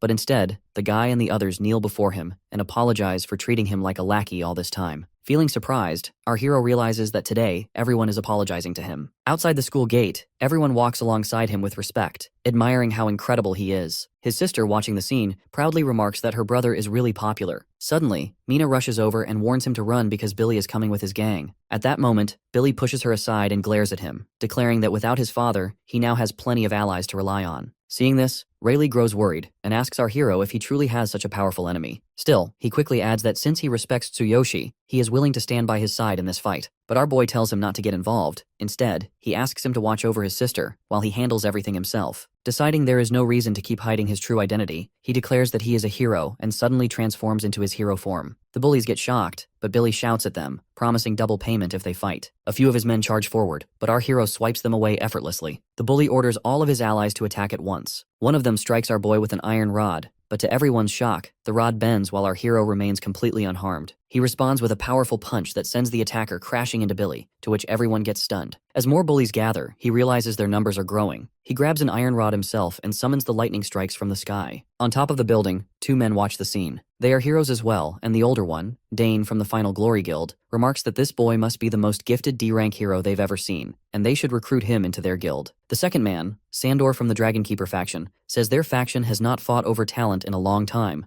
but this time they will not back down. He adds that during this boy's awakening test, there was a strange data anomaly, as the entire area suffered a blackout, proof that his talent is far beyond ordinary. The old man remarks that this boy has already made waves this year by winning the Future Star event, and even now preventing a major accident. He adds that with the Supernova tournament approaching, this is exactly the kind of talent everyone is looking for. He explains that this year's tournament will be more intense than ever, with rankings directly tied to resource distribution, and even the Hero Alliance is sending their strongest rookies. In other words, every guild and faction with Supernova eligibility is desperately searching for promising talents. Satisfied that they have confirmed the boy's abilities, the old man casts his magic and disappears. The other man comments that he will make sure to meet this boy personally, then flies off as well by using his wings. Meanwhile, when the lightning attack crashes into the bullies, they feel much pain and collapse to the ground. Our hero steps toward Billy, who is trembling in fear. He firmly orders him to leave immediately and never show his face here again, to which the bully agrees and runs away. Turning back, our boy thanks Mina for her help, and the other guys insist that he should team up with them, saying they would be unstoppable together. But our hero tells them to head home for now. After that, he walks home with his sister, who says he has gotten so strong that even his classmates are jealous. He tells her that since their team won, the school's Hero Association president is rewarding them with a bonus of 10 million yen and even an apartment. She gets shocked to hear this, and he adds that if the apartment has an elevator, she won't have to struggle with the stairs every day. She thanks him for always thinking about her, but he simply says that she's his sister, and taking care of her is his responsibility. As they continue talking, the chairman suddenly appears and comments that he wanted to meet him sooner and also discuss the upcoming Supernova tournament. He takes the chairman to his home and offers him tea. When the chairman asks if he lives here with his sister, our boy explains that ever since their parents passed away, it has just been the two of them. He mentions how the stairs are always difficult for his sister because of her legs, then asks if the new mansion has an elevator. The chairman confirms and even suggests they can move in right away since the mansion is already fully equipped. But our hero assures him, saying they should wait until they are fully prepared. When the chairman asks about his sister's condition, the boy explains that years ago she was attacked by darkness. Their parents died in the same incident, and both of her legs were crushed. With 98% of her nerve cells damaged, the chance of her walking again is almost zero. Still, he adds that his sister is strong and keeps living her life to the fullest. The chairman apologizes for bringing up painful memories, but then tells him that next month the Golden Rebirth Elixir will be up for auction, and with it, there may be hope for his sister's recovery. Our hero gets shocked to hear about the item, as it's a rare treasure that can restore lost body functions. But the chairman explains that there are 2 strict requirements to enter the auction. First, he must hold at least a C-rank hero status. Second, he needs a minimum of 1 billion yen, since every auction sets tough conditions based on power and status. The chairman continues, saying he can qualify for C rank by placing in the top 3 of the upcoming Supernova tournament. If he achieves that, he can apply for promotion. However, as for the funds, even the chairman himself cannot provide that much support. He then hands over the prize money our hero earned from the event. Holding the money, our boy thinks that wealth isn't everything, but right now, it's something he needs the most. He feels troubled, wondering how to gather such a huge sum, when suddenly he remembers the potions from the other world. His original world may have convenient capsules, but the potions there are far more powerful. If he can somehow recreate those otherworldly potions here, he might just be able to earn 1 billion yen within a single month. He asks the chairman if placing in the top 3 of the Supernova tournament would allow him to apply for C-rank hero status. The chairman confirms and explains that the Supernova tournament is a major event for rising C-rank and D-class heroes. It draws a lot of attention, with guilds and factions, including their own hero alliance, sending their most talented newcomers. He adds that strong performances also increase influence in the distribution of dungeon resources. Hearing this, our boy immediately requests permission to join, but the chairman warns that it is dangerous, since it is not a simple school competition. But the boy doesn't hesitate. He just asks where to register, declaring he is ready for anything. The chairman directs him to the Hero Alliance headquarters, and when they arrive, the boy looks around in amazement and asks why the chairman brought him here. The chairman replies that it is a matter of mutual benefit. As the head of the school's Hero Association, he is under pressure to deliver results. He explains that it has been a year since they discovered any truly promising talent. Meanwhile, powerful factions and guilds outside offer exceptional treatment to young heroes, and many dislike the strict rules of organizations like theirs, preferring the freedom those groups provide. Hearing this, our boy assures the chairman that he will do his best and won't let him down. They then head to the registration office, where the receptionist informs him clearly that he doesn't currently meet the requirements to enter the Supernova tournament. The chairman mentions that he thought one of the 3 spots was still open. The receptionist confirms that 1 spot remains, but explains that this boy lacks the necessary records in the system to qualify. She adds that to participate, he must have placed in the top 3 in at least 2 public dungeons. After checking earlier, she notes that aside from a single test dungeon, he has no other qualifying records, so he does not meet the conditions. The chairman grows concerned, realizing he had forgotten this detail. He comments that the tournament is only a week away, but the public dungeons are extremely difficult, making it nearly impossible to clear them in time. When our hero asks what they mean, the chairman explains that there are 6 public dungeons, 3 C rank, 2 D rank, and 1 B rank dungeon, which is the toughest. To qualify for the Supernova tournament, he and his party must secure a top 3 placement in any 2 of these public dungeons. He adds that there isn't much time left, since forming a party also takes time, so participation seems impossible. But the boy confidently assures him that he will secure a top 3 placement in at least 2 public dungeons before the tournament. The receptionist calls him a fool, insisting it's impossible. The boy simply leaves, telling her to keep that last spot open for him, as she'll see soon enough whether he's a fool or not. At that moment, he receives a system notification that the Boundless Passage has activated. Feeling pleased, he decides to head to the other world to collect the formulas and level up to 15 before returning. When he teleports, he finds himself in bed next to the Beast Girl. He thinks to himself that he will conquer all 6 dungeons on his own. Suddenly, the system warns him that he cannot stay in the other world for more than 3 days. Exceeding that limit will make it permanently impossible to return to his original world. He calculates that he has 72 hours, realizing that going from level 12 to 15 in that time will be tough, but he knows he has to make it work. The next morning, when the Beast Girl wakes up, he tells her that things are about to get busy. She agrees and says she'll start preparing for departure immediately. After that, they walk through the bustling town, and he comments on how lively it is as always. She mentions that recently, the genius Kevin has been hosting a refining tournament with extravagant prizes, attracting young shamans and adventurers seeking rare medicine. When he asks about the prizes, she explains that 3rd place receives a basic potion formula, 2nd place comes with an apprenticeship, a normal potion formula, and a level-up potion formula, while 1st place grants becoming the genius's direct disciple, 1 basic potion formula, and 2 level-up potion formulas. She adds that a single basic potion formula can sell for 300 gold coins. He realizes that if he can collect enough formulas, he could easily make 10 billion yen back in his original world. He tells her he will enter the refining tournament and aim for 1st place, since he can't just shamelessly beg the genius for the formulas. He leads her forward to register, and she thinks that their plans might be delayed once again. When they reach the entrance, the same cat girl, Fulin, who once competed with our hero in the potion-making contest, blocks his way. She asks what he's doing here, and our hero ignores her, which makes her even angrier. She reminds him that she was the one who stood by him during the shaman exam and lost first place because of him. He calmly assures her and asks where he should register for the refining tournament. She warns him that this tournament is different from the exam, mentioning that even her senior, a talented blue shaman, is participating this time. Our hero ignores her warnings and steps forward with the beast girl to register, leaving the cat girl feeling frustrated. At that moment, the fox beastman Vincent appears and immediately gets angry at our hero. The cat girl explains that this fox is her senior, who then calls over some allies, preparing to attack our hero. The cat girl pleads with him to stop, insisting that this human isn't a villain. But the fox orders her to stay silent and says she disappointed their master during the examination and now takes this human's side, so he intends to deal with both of them together. Seeing the situation escalate, our hero also prepares himself for a fight. He tells the beast girl to stay out of the fight, warning her that she'll only get her hands dirty facing someone like this. As he pulls his weapon from the system, another figure appears, Gillette, a pig beastman and a level 18 berserker. He comments that the fox's enemies are his enemies too, so he's joining the fight. The fox agrees, giving him permission and even joking that he can do whatever he wants with the half-beast girl. But the pig says that he isn't interested in her but finds the little cat girl amusing to mess with. The cat girl protests that she'll report this to their master, but the fox assures her he'll handle the master later. The pig beastman lunges at them, and our hero reassures the girl that he won't let them escape. He leaps forward as well, striking the pig with a powerful blow from his sword. The pig beastman immediately feels the overwhelming force, and when our hero activates ultimate physique to push him even further down,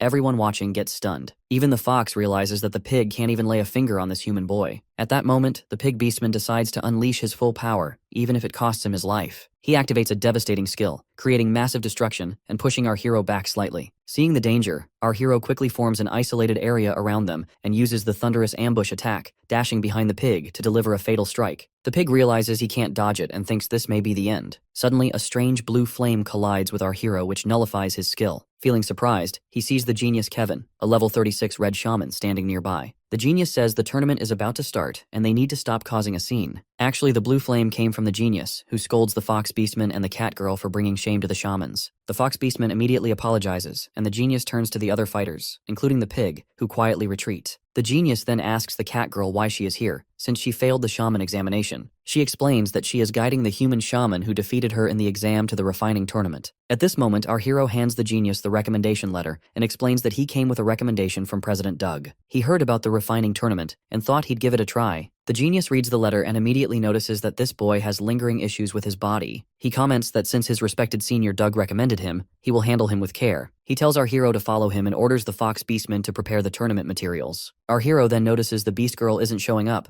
and the genius points out that the letter mentions the boy was afflicted by darkness and uses forbidden elixirs to manage the symptoms. He asks if he has been refining some special potion to maintain both his mental and physical strength under these conditions. Our hero explains that his body might have been naturally resilient, or maybe he was just lucky not to be fully consumed before taking on the challenge. When he adds that he ventured into the dark area alone, the genius gets surprised. He continues, saying he is a warrior, but at that time he had a request from President Doug. Since the shaman examination was happening, he decided to give it a try. The genius becomes even more stunned, realizing the boy defeated the cat girl so easily. He asks how much the boy has studied potion refining and who his mentor is. Our hero replies that he has no mentor and hasn't formally studied it, to which the genius confuses, suspecting this boy might be a genius even greater than himself. He realizes he cannot allow the existence of someone more talented than him. The genius tells him that perhaps the president mentioned his control over the laws of earth and wind. He adds that the potion he plans to refine can harness those laws and might be able to purge the darkness from his body. He leads him to his refining chamber, filled with countless medicinal herbs. He proudly explains that he loves collecting these items and knows more about herbs than anyone else. When our hero notices the refining platform and asks if it also boosts refining effects,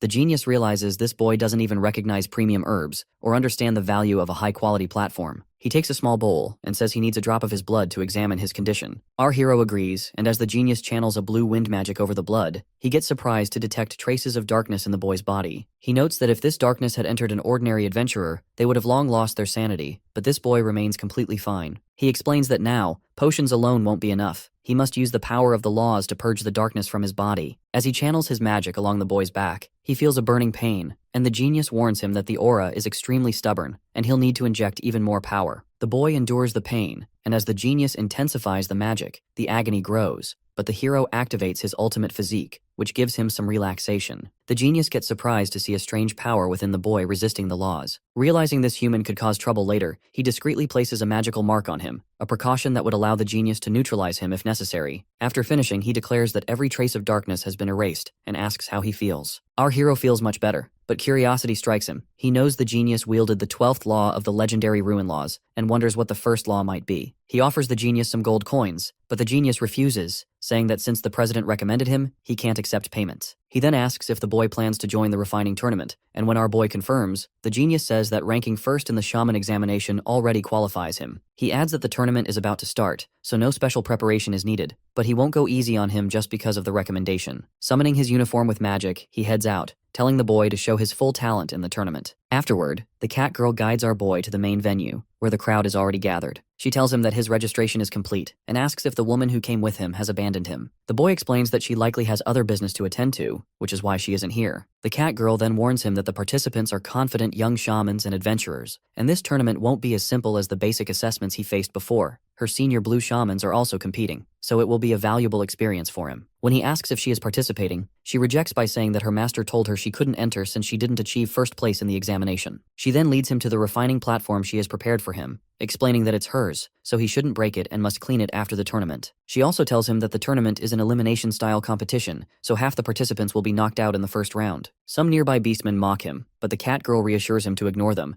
as the presence of a human here is already unusual. As she goes over the final details, he thanks her for her guidance, and just then, the announcer calls for the start of the first match, the herb examination. As all the other participants focus on examining their tables, a blue shaman named Drax, who actually looks kinda red, observes quietly and thinks to himself that this isn't just a simple contest of picking ingredients. It's a test of judgment, and a great shaman must have exceptional discernment. Scanning the competitors, he realizes that only a handful of blue shamans might even come close to challenging him, and the greatest threat is likely the Fox Beastman, the genius Kevin's disciple. Drax considers the Fox Beastman's skill in final refinement. The disciple must have been taught countless secrets by Kevin, making him a formidable opponent. Other than him, no one else poses a real challenge. While he is thinking this, our hero accidentally bumps into him, to which he scowls in anger, but our boy quickly apologizes, explaining that he was distracted while trying to find his place. By looking at him, the blue shaman recognizes that this is the human everyone's been talking about, a warrior rather than a shaman. At that moment, the Fox Beastman steps forward and tells him that this human boy is only here because of his connection with the genius,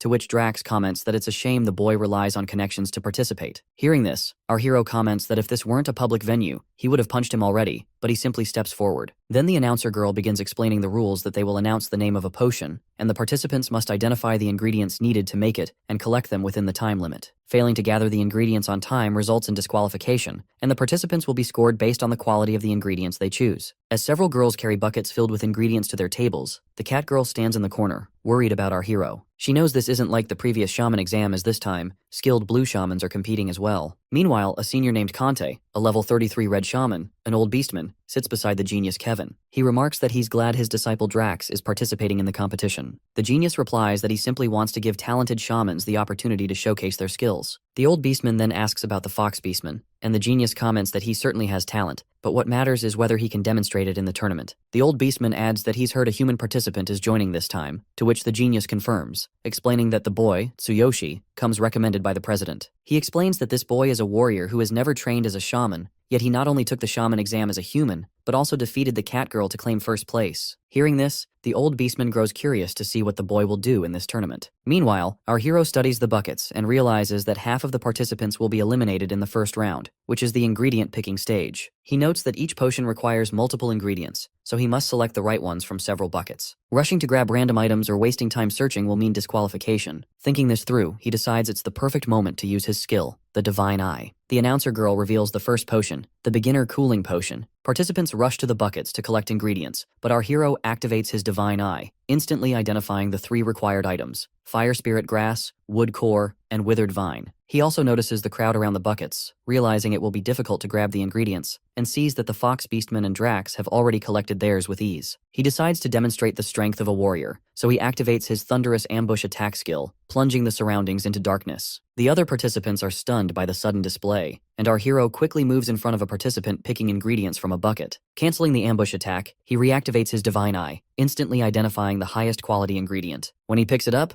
the old beastman and even the genius look surprised. Using the skill, he efficiently collects the remaining 2 ingredients as well. The announcer girl then stops everyone as the time is up, and orders the inspectors to inspect the quality of the ingredients to determine who advances to the second round, and who is disqualified. As they examine each participant's selections, many are disqualified for picking the wrong items. When they reach Drax, he passes by earning a score of 84 out of 100 for ingredient quality. When the inspectors check the Fox Beastman, They give him a score of 94, and the genius remarks that his disciple is likely to take first place this round. Next, they move to our hero to check his ingredients, but they get stunned when the inspection device malfunctions. After a moment, they announce that all his ingredients are correct, awarding him a perfect score of 100 out of 100. The genius and the others get completely shocked that a human boy could achieve full marks. Our hero feels good, knowing his divine eye skill analyzed everything flawlessly, and he eagerly looks forward to the next event. The analyzer announces again that there is no mistake in the scoring. The old beastman wonders how skilled this boy really is, and the genius grows curious about him as well. The girl then explains that the second round is the refining tournament for an intermediate invisibility potion, and orders all participants back to their platforms. At that moment, the cat girl approaches the boy and explains that this round tests a shaman's most important skills and qualities. She asks where his staff is for refining the potion, and he admits he forgot it. Feeling angry, she quickly hands him her own staff, and he thanks her for the help.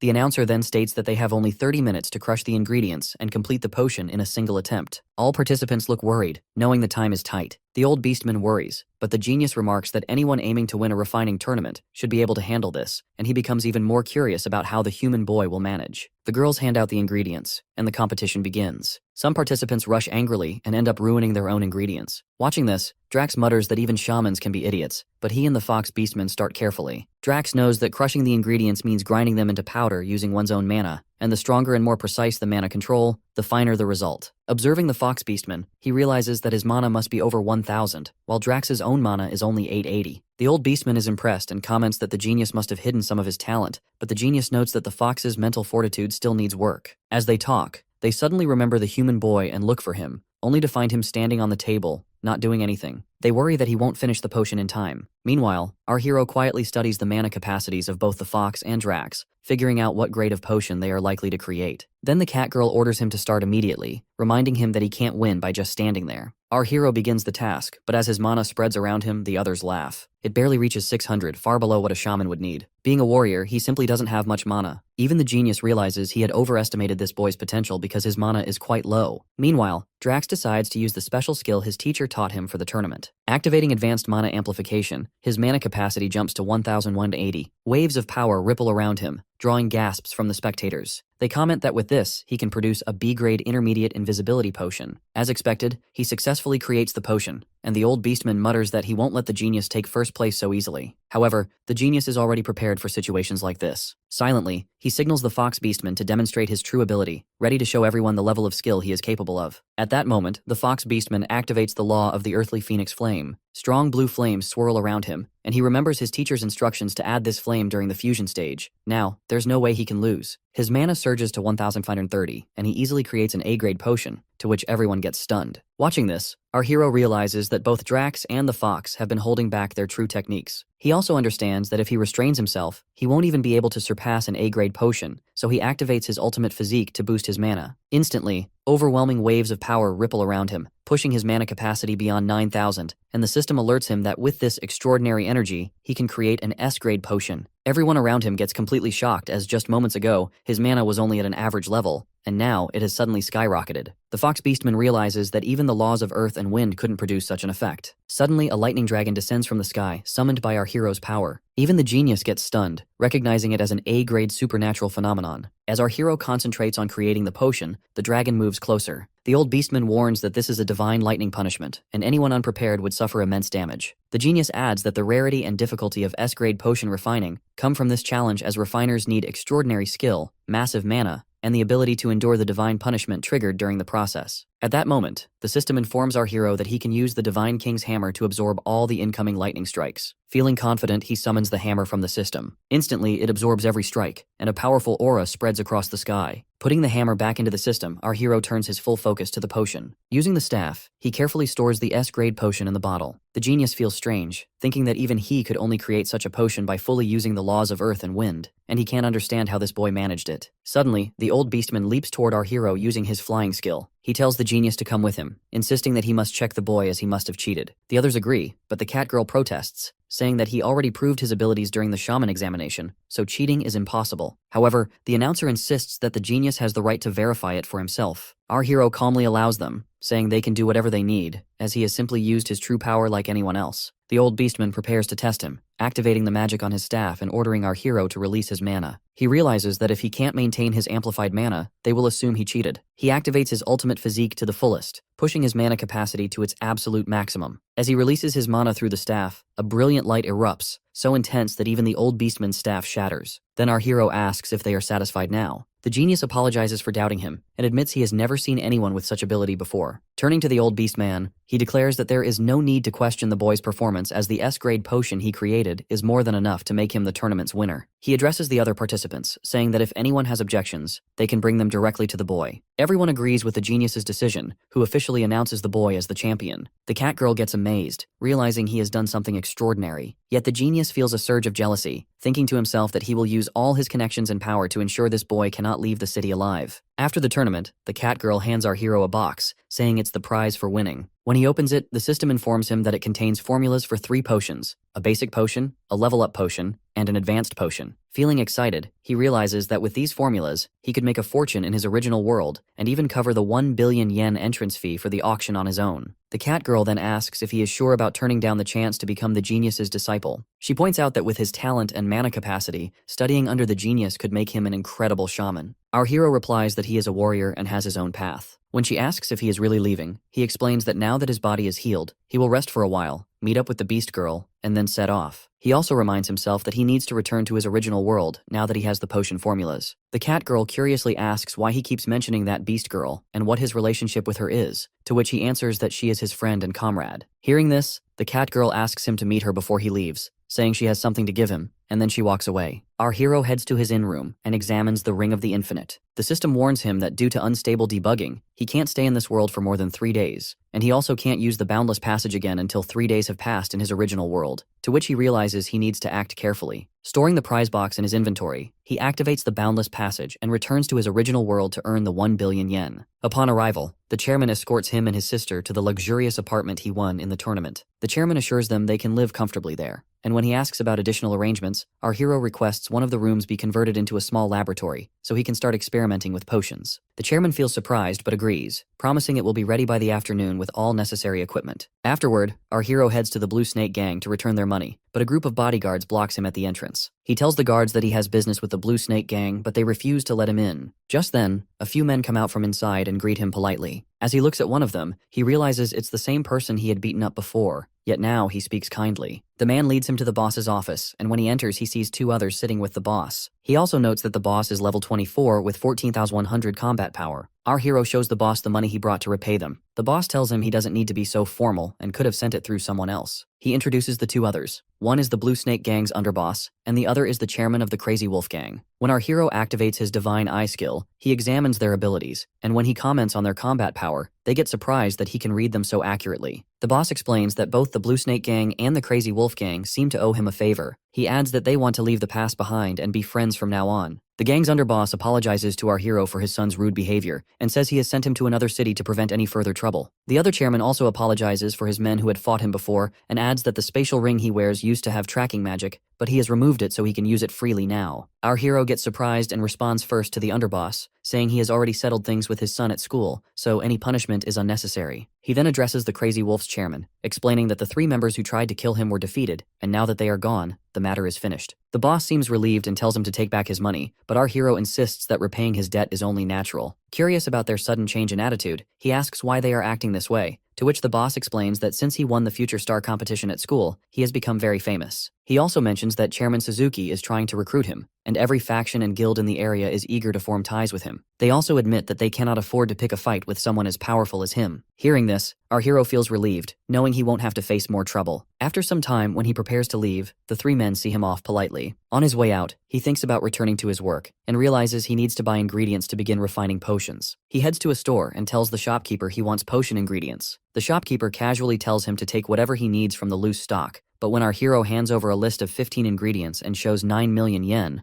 the shopkeeper gets surprised. Realizing that this boy is a VIP customer, the shopkeeper quickly invites him inside and assures him that the necessary potion ingredients will be prepared immediately, wanting to hear more about the deal. He instructs his female assistant to bring out and pack every item from the warehouse, while he offers our hero some tea. Our hero tells him he wants to purchase these 15 types of potion ingredients for the next month as well. The shopkeeper explains that their stock is replenished weekly and asks how he plans to pay. He also notes that today's cost is about 6.6 million yen. Our hero hands over a bag containing 9 million yen and says that the extra 2.4 million is this month's deposit, and he will pay the remainder in full at the end of the month. He also gives him a contract stating that for the entire month, the shopkeeper must provide these ingredients at the same price and sell them to no one else. The shopkeeper agrees and reassures him that these 15 ingredients have always remained stable in price, and their shop is well established, so prices are never raised recklessly. Our hero thinks that once he has all the ingredients, he can start experimenting tonight. He also considers that the price of potion ingredients will likely skyrocket in the future, which is why he made a contract with the shopkeeper to lock in the price. After that, he heads to his new home. When he enters the laboratory room that the chairman arranged for him, he feels satisfaction. His sister reminds him that since the chairman personally covered a substantial part of the cost out of his own pocket,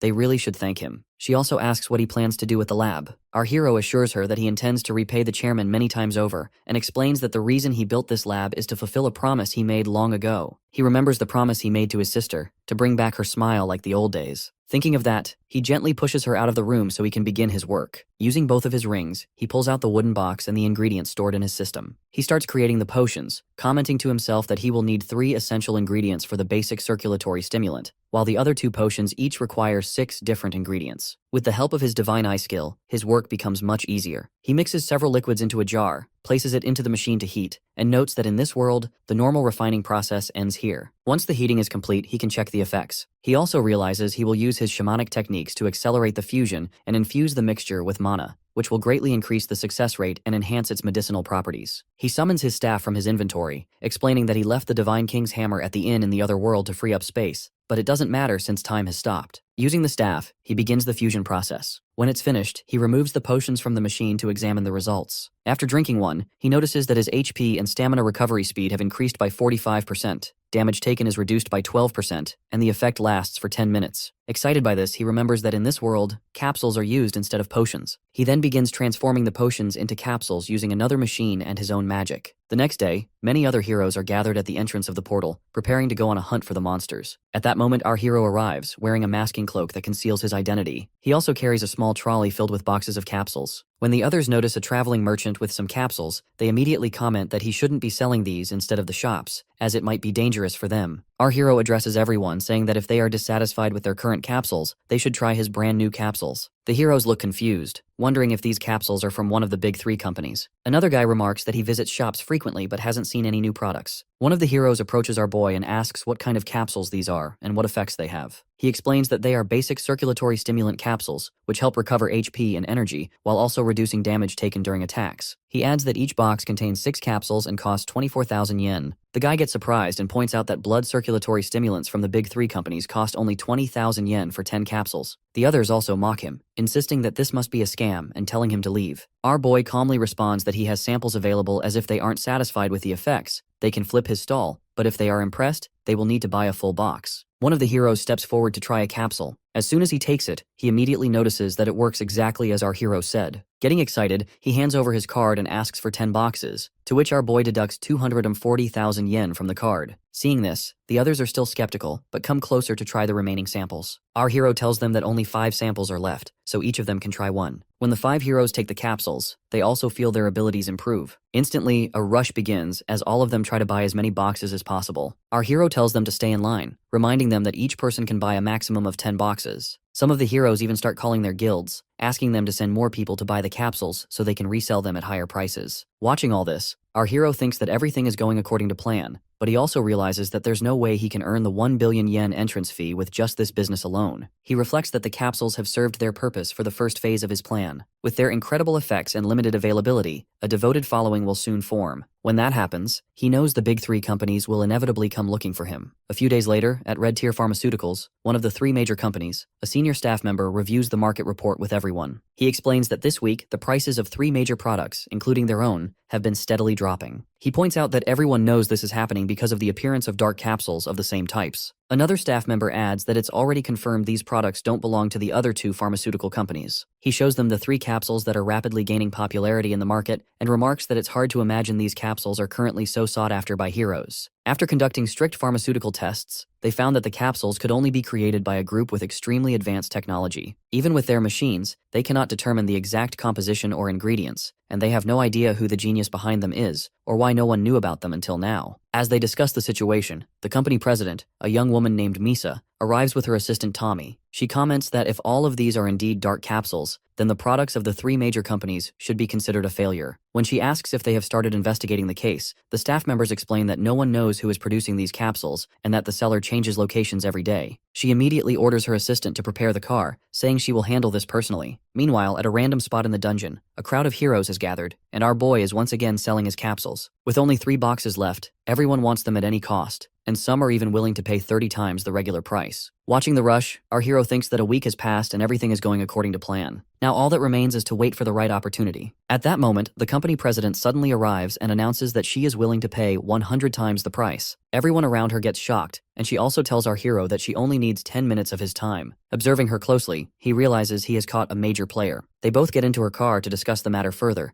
and as she introduces herself, he notes that her voice sounds young, even though she is hiding her identity. She then clearly states that she wants to purchase the formula for the 3 types of capsules he is selling. Our hero responds without hesitation, saying that he will sell them for 10 billion yen. Hearing this, she surprisingly comments that the price is much higher than expected, but she is willing to offer 3 billion yen. Our hero immediately refuses, and when she asks if he wants to discuss it with his associates, he tells her that he has no associates and that he created the capsules entirely on his own. He explains that these capsules could give her company a major competitive advantage, especially since it is currently facing its greatest crisis. Seeing her confused, he shows her a graph and points out that the 3 major companies control nearly the entire capsule market. According to the data he gathered, her company's market share has dropped from a peak of 26% to just 12% over the past 23 years because its products have lost their competitive edge. Hearing this, she realizes that he has prepared thoroughly for the deal and admits that he is correct as her company is indeed continuing to shrink. Our hero then tells her that, now that she knows his new capsules are reshaping the market, producing these capsules in her company would allow her to dominate the market completely. She agrees to the price of 10 billion yen and asks for his name. Our hero thinks that since he is making a deal with her, revealing his identity is not a problem. He uncovers his face, introduces himself, and asks her to keep it a secret. After the deal is complete, her assistant hands him a card of 10 billion yen credit. As he leaves, she remarks that this is the best investment her company could make, noting his extraordinary pharmaceutical formulation skills at such a young age. She adds that if the deal succeeds, he could become the savior of her company. She then returns to the office, instructing her assistant to summon all the executives so they can plan their next major marketing strategy. Afterwards, our hero heads to a coffee bar to meet Chairman Suzuki. When he tells him that he has earned 10 billion yen, the chairman gets completely astonished. Our hero hands him the card and asks him to reserve a spot in the upcoming auction. He explains that this completes one of the conditions for entering the auction. For the second condition, he needs to obtain C-rank hero status. If he ranks in the top positions in the Supernova tournament, he can apply for promotion to C-rank. The chairman tells him that to enter the Supernova tournament, he must place in the top 3 at least twice in publicly accessible dungeons. He adds that the registration deadline is tomorrow, making it seem impossible. However, our hero assures him that one day is enough and asks him to take him to a public dungeon tomorrow morning. After returning to his mansion, our hero waits until his sister sleeps peacefully. He thinks to himself that he needs to grow stronger, as he has been stuck at level 12 for far too long. So he activates the Boundless Passage again. While preparing to leave, he tells himself that he will bid for the Golden Rebirth Elixir for his sister once he returns, and suddenly, he teleports to the other world. Upon arriving, he notices that Sakura still hasn't come, and remarks that he will plan a leveling strategy for the next 3 days once she returns, since he can't accomplish much in this world without her. As he reflects on her, he opens the window and sees some crows behaving strangely in the sky. Suddenly, one of the crows launches a powerful magic attack at him, but he manages to block it just in time. The crow immediately transforms into a Nightbird girl, who is level 32 with 51,000 combat power. She admits that she underestimated him, seeing that he blocked her attack so easily, and notes that capturing him will be more difficult than she thought. Our hero quickly draws his sword, confused about why this girl is targeting him. At the same time, another human attacker, level 30 with 30,500 combat power, strikes from behind. But our hero activates Ultimate Physique and blocks the attack as well. Realizing that fighting 2 higher-level enemies in such a narrow space is too risky, he quickly jumps down from the window. As he lands, he hears them declaring that they want to kill him, and he feels confused about who could have hired them. The human attacker asks him how he managed to block an attack with a 100% strike rate, while the Nightbird girl points out that he also dodged her strike. Without hesitation, they both leap at him, launching their powerful skills. To their surprise, he blocks both attacks effortlessly, and by activating the Thunder Chain Fall, he hurls it at them. The girl instantly raises a shield covering both of them, while the human assassin mutters that if this boy had even a slightly higher level, they would have been killed by now. As he says this, he unleashes a series of powerful strikes from the front while the Nightbird girl attacks from behind. Our hero takes some damage and realizes that he can't handle them at his current level as he needs to use the Divine King's hammer. When he summons the hammer, both of his opponents get stunned by the extreme energy radiating from him. Suddenly, our hero hears a familiar voice accusing him of hiding something. Looking up, he gets shocked to see that the speaker is none other than the genius Kevin, who has also stopped him from attacking the enemies by activating a secret technique previously embedded in his body. Our hero feels uneasy, and the Nightbird girl also surprises as she wasn't expecting the genius to appear here. The human assassin tells our boy that with the injuries he has, there is no way he can escape now. The genius then tells both of them that he will prepare the border-breaking potion they requested by tomorrow. Both the Nightbird girl and the human assassin get happy at this announcement,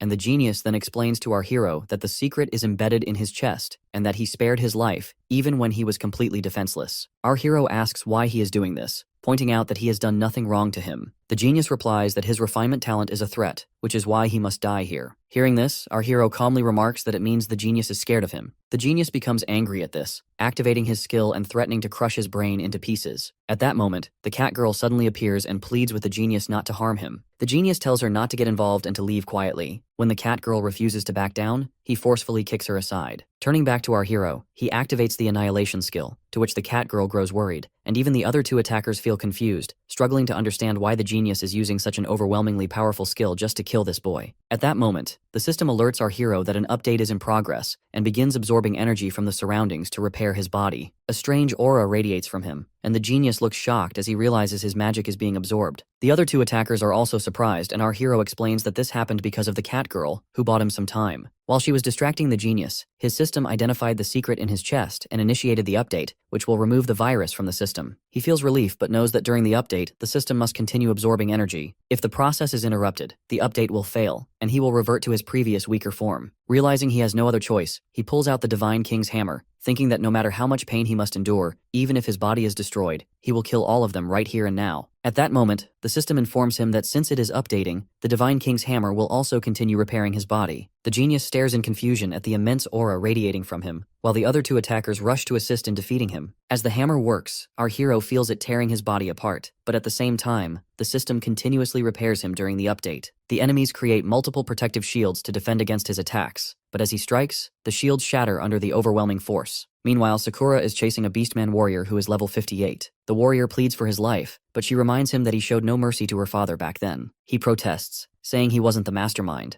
but she pulls out a diary and points out that everyone's name is listed here, revealing who was truly responsible. She declares that she will take revenge on all who insulted and framed her father. The warrior tries to explain that he acted under threat and that her father's rival was actually the current Beast King's father. Ignoring his excuses, she draws her sword. Using her Flower Storm skill, she leaps forward and delivers a fatal strike to his neck. The warrior realizes in his final moments that she has mastered her father's techniques and gets defeated on the spot. She takes the loot from him, commenting that he was weak but fast, which is why it took her some time to catch him. She vows that no one who betrayed her father will ever escape. Suddenly, she notices a massive lightning strike heading toward the town and realizes that our hero is in danger. Without hesitation, she leaps there at full speed to save him. Meanwhile, our hero continues to feel intense pain from both the system update and the Divine King's hammer. The Nightbird girl and the human assassin are confused, unable to understand how a level 12 boy can radiate such a powerful aura. The genius, observing from nearby, dismisses it as just a special skill. At that moment, the assassin leaps forward to attack, only to be shocked as he suddenly finds himself paralyzed in mid-strike. Actually, this is the hammer's ability that anyone who approaches without high lightning resistance is easily immobilized. Taking advantage of the situation, our hero delivers a powerful strike with the hammer, instantly defeating the assassin. The system then instructs him to use the energy from the fallen enemy to further upgrade itself. As our hero agrees, the system upgrade jumps to 48%, though his body has sustained 66% damage. The genius warns the Nightbird girl to avoid close combat, sensing that something is off about the energy surrounding the boy. Seeing the situation, the girl grows worried, but our hero shows no mercy, and by leaping forward, he strikes her with the Divine King's hammer, defeating her as well. The system absorbs the energy, raising the upgrade to 68%.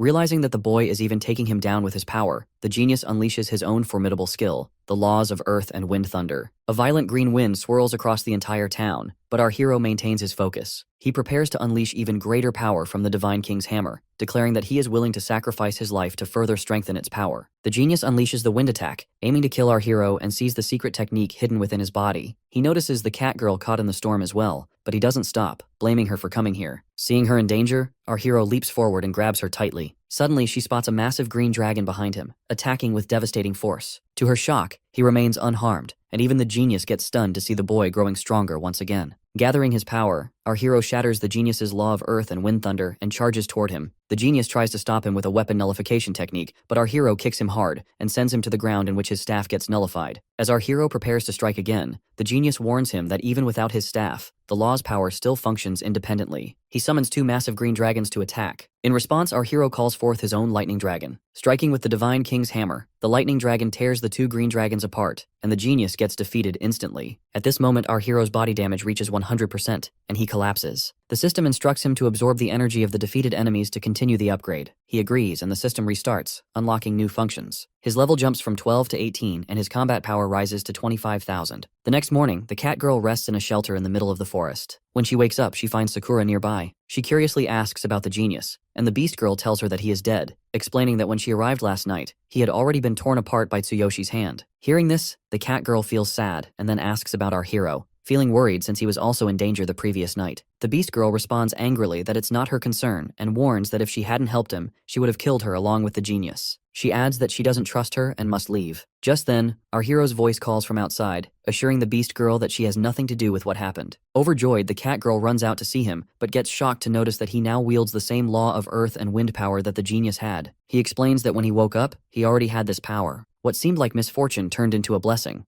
Thanks to the law of earth and wind, the system upgraded his energy, saved him from certain death, and with the remaining energy, he leveled up 6 times. He has also transformed the copied skill into the law of earth and wind, and energy now surges constantly through his body. He curiously asks the cat girl why she was there last night, to which she asks if he really doesn't trust her. The beast girl points out that according to their information, the genius had ordered no one to approach that area, so why the cat girl was there. Reacting quickly, the cat girl steps closer and begins to use her magic. The beast girl immediately focuses and aims her sword at her neck, but to everyone's surprise, the cat girl simply pulls out a scarf and explains that she was only there to deliver it to him last night. She assures him that if he doesn't like it, he can throw it away. She adds that she feels sad, unsure whether the genius had misunderstood him, but she can't forget that he raised and trained her as a shaman. Now that he has killed the genius, she will never meet him again. Saying this, the cat girl leaves, and from behind, the beast girl reflects that perhaps the genius attacked her master because she had let her guard down, yet she's also puzzled about how her master defeated the genius while only at level 12. Our hero comments that last night the genius nearly killed him, but she healed him. The lesson he takes from it is not to trust anyone so easily. He adds that when he was under divine punishment and nearly out of hope, she encouraged him to survive, which is why he trusts her the most. He acknowledges that she might have a past she cannot share, but promises that when the time comes, he will listen carefully. With that, they continue on their way, and our hero wraps the scarf around his neck, the one the cat girl gifted him. Later, he returns to his original world, where Chairman Suzuki brings him to the public cave application center. Heroes from all over have gathered there. The chairman asks if he's sure about entering the cave alone, warning that once the application is submitted, there's no turning back. He adds that while there are many people, each has their own party. Our hero simply replies that he will be fine as he's strong enough now. Meanwhile, an S-class hero named Sandor, who has been observing our boy, talks on the phone with an older man named Dan while his team fights behind him. He explains that Chairman Suzuki scouted the boy recently, and that they've underestimated how quickly the hero's alliance moves. He adds that if the boy joins the alliance, they'll see his true strength in the rookie tournament. As he talks, another S-class hero from his team, Luca, arrives dragging an enemy. Sandor warns the enemy that if he had accepted their conditions before, none of this would have happened. However, the guy comments that even if they take them by force, they will gain nothing in the end. Sandor responds by launching a fatal strike, instantly defeating the enemy, and instructs his team to deal with the others alone. Meanwhile, our hero goes to the receptionist to register for solo entry into the dungeon. The girl gets surprised, warning him that he might not even make it out alive. He calmly replies that there's no rule against entering alone, and insists that she register him immediately, as he doesn't have much time to waste. At that moment, another girl arrives and agrees to his request, explaining that there are currently 6 public dungeons,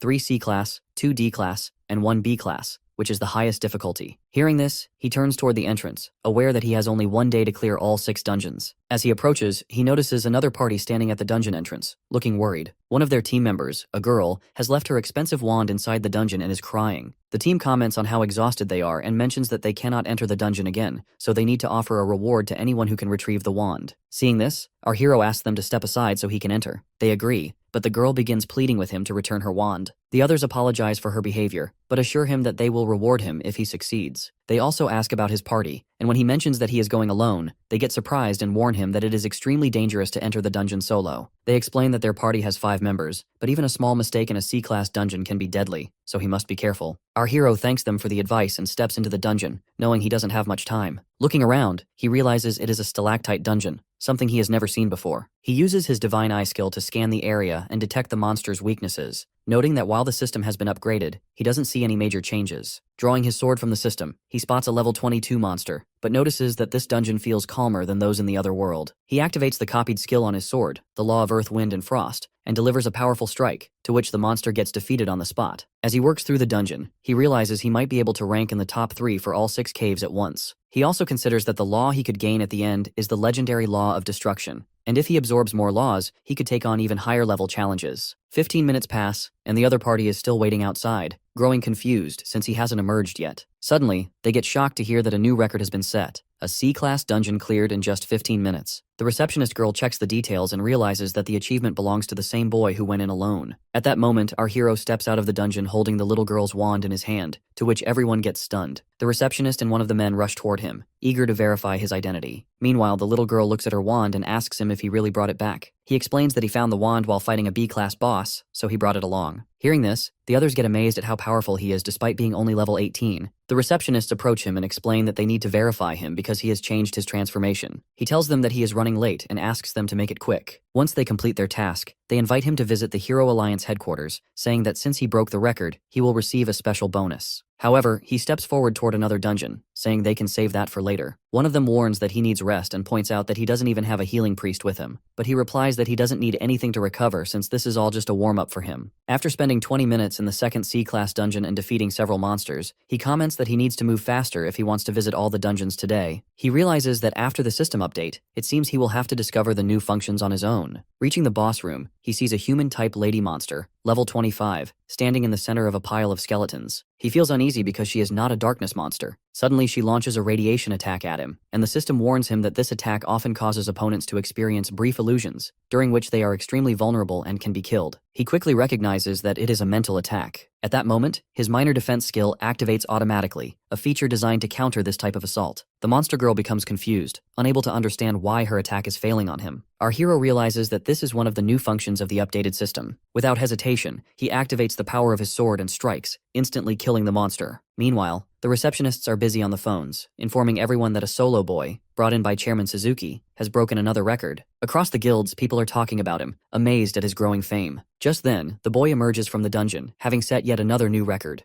Guild members rush forward, pleading with him to join their guilds and become their companion, but he calmly replies that he is used to working alone and cannot join them. Some of the men suggest that he might need healing and offer to use magic to help him before entering the next dungeon together. Our hero politely declines, assuring them that he is fine. He reflects on his new passive skill, minor exhaustion reduction, which prevents him from feeling tired in dungeons of this level. Still, he knows the upcoming B-class dungeon will likely be a greater challenge. He moves on to the 3 D-rank dungeons and, after setting new records in each, clears them with ease. The receptionist notices that he is now heading toward the final B-rank dungeon on his own. Meanwhile, Chairman Suzuki waits outside for a message from him. Suddenly, he sees 2 men rushing toward the public dungeon. He stops them and asks what is happening. They explain that a D-rank hero has just broken records in 5 dungeons alone. The chairman considers the possibility that this newcomer might be sent by a powerful organization, but when the men mention our hero's name, he gets shocked to realize that they are talking about Tsuyoshi. At this moment, our hero steps into the B-class dungeon, to which the others surprisingly comment on how he is only level 18, yet has already cleared 3 C-class dungeons and 2 D-class ones in a row. Some ask if he's trying to get himself killed by attempting the B-class dungeon. They speculate that he might secretly be working for a powerful faction, using illegal items or temporary power-boosting drugs,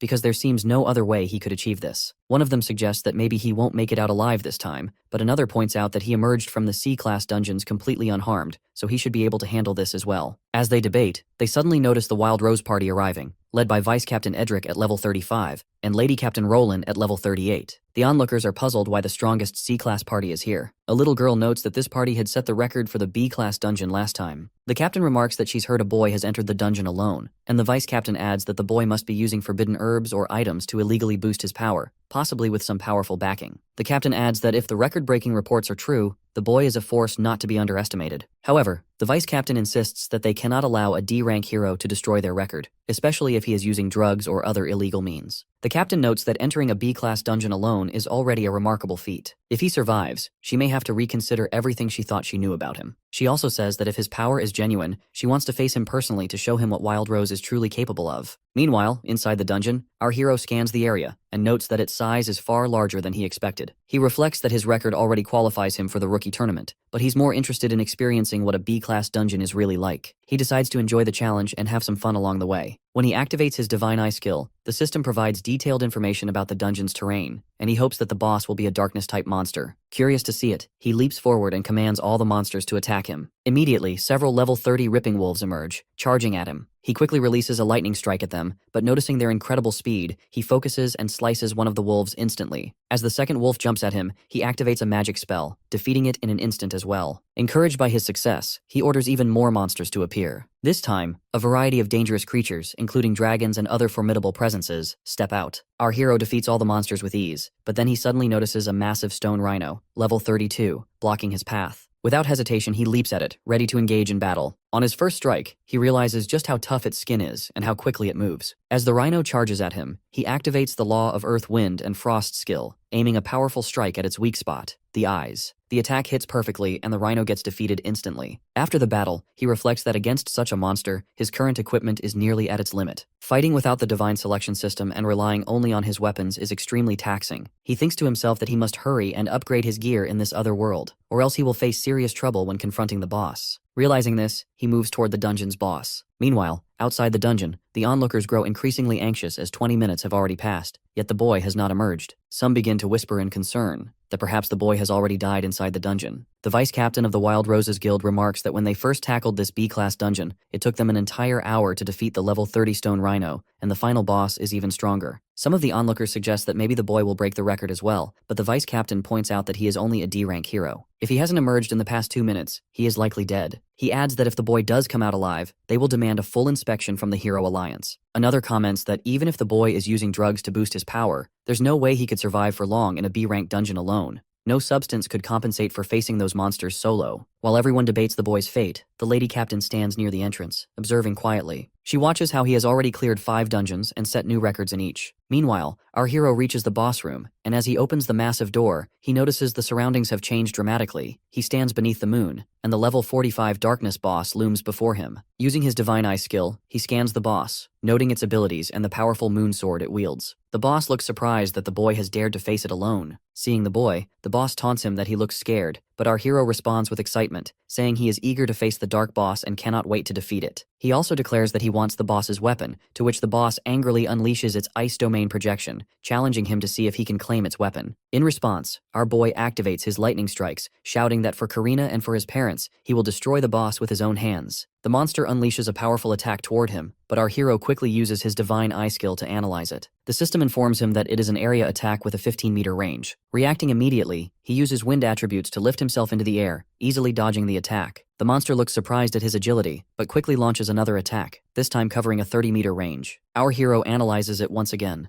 and seeing the situation, he summons lightning from the sky, destroying the incoming attack entirely. Seizing the moment, he leaps at the monster, aiming for its heart. However, when his sword collides with its chest, he gets shocked to see that his strike only scratches the surface. The monster retaliates with a sword strike, but our boy dodges skillfully. He then activates Thunder Chain Fall and the Law of Earth and Wind on his sword, striking the monster's chest again, to which the monster screams in pain as it takes much damage. At this point, the monster admits that this boy is no ordinary warrior. It launches another attack, but our hero quickly analyzes it and realizes it is a lock attack that cannot be dodged. So he reacts instantly, and by using his sword, he absorbs the full impact. Noticing that the monster has paused slightly, he seizes the opportunity and strikes at its heart again, dealing significant damage. However, the monster does not lose control and immediately tries to attack him once more. Reacting swiftly, our hero moves behind it and inserts his sword into its chest. The monster feels confused by his ability to anticipate its moves, and our hero remarks that its attacks are too easy to read. Realizing he has underestimated him, the monster transforms into its final form, becoming even more dangerous than before. Our boy shows no fear and commands the monster to attack and prepares to draw the Divine King's hammer from the system, ready for the decisive battle. Outside the dungeon, the lady captain still feels uncertain, wondering if the boy has really broken the records. She realizes that if it's true, their party's reputation could be ruined. When one of her party members offers her some tea, she asks for his opinion about the boy. He replies that the boy must be incredibly strong. He points out that when the boy entered the other dungeons, people mocked him, but after he emerged having set new records,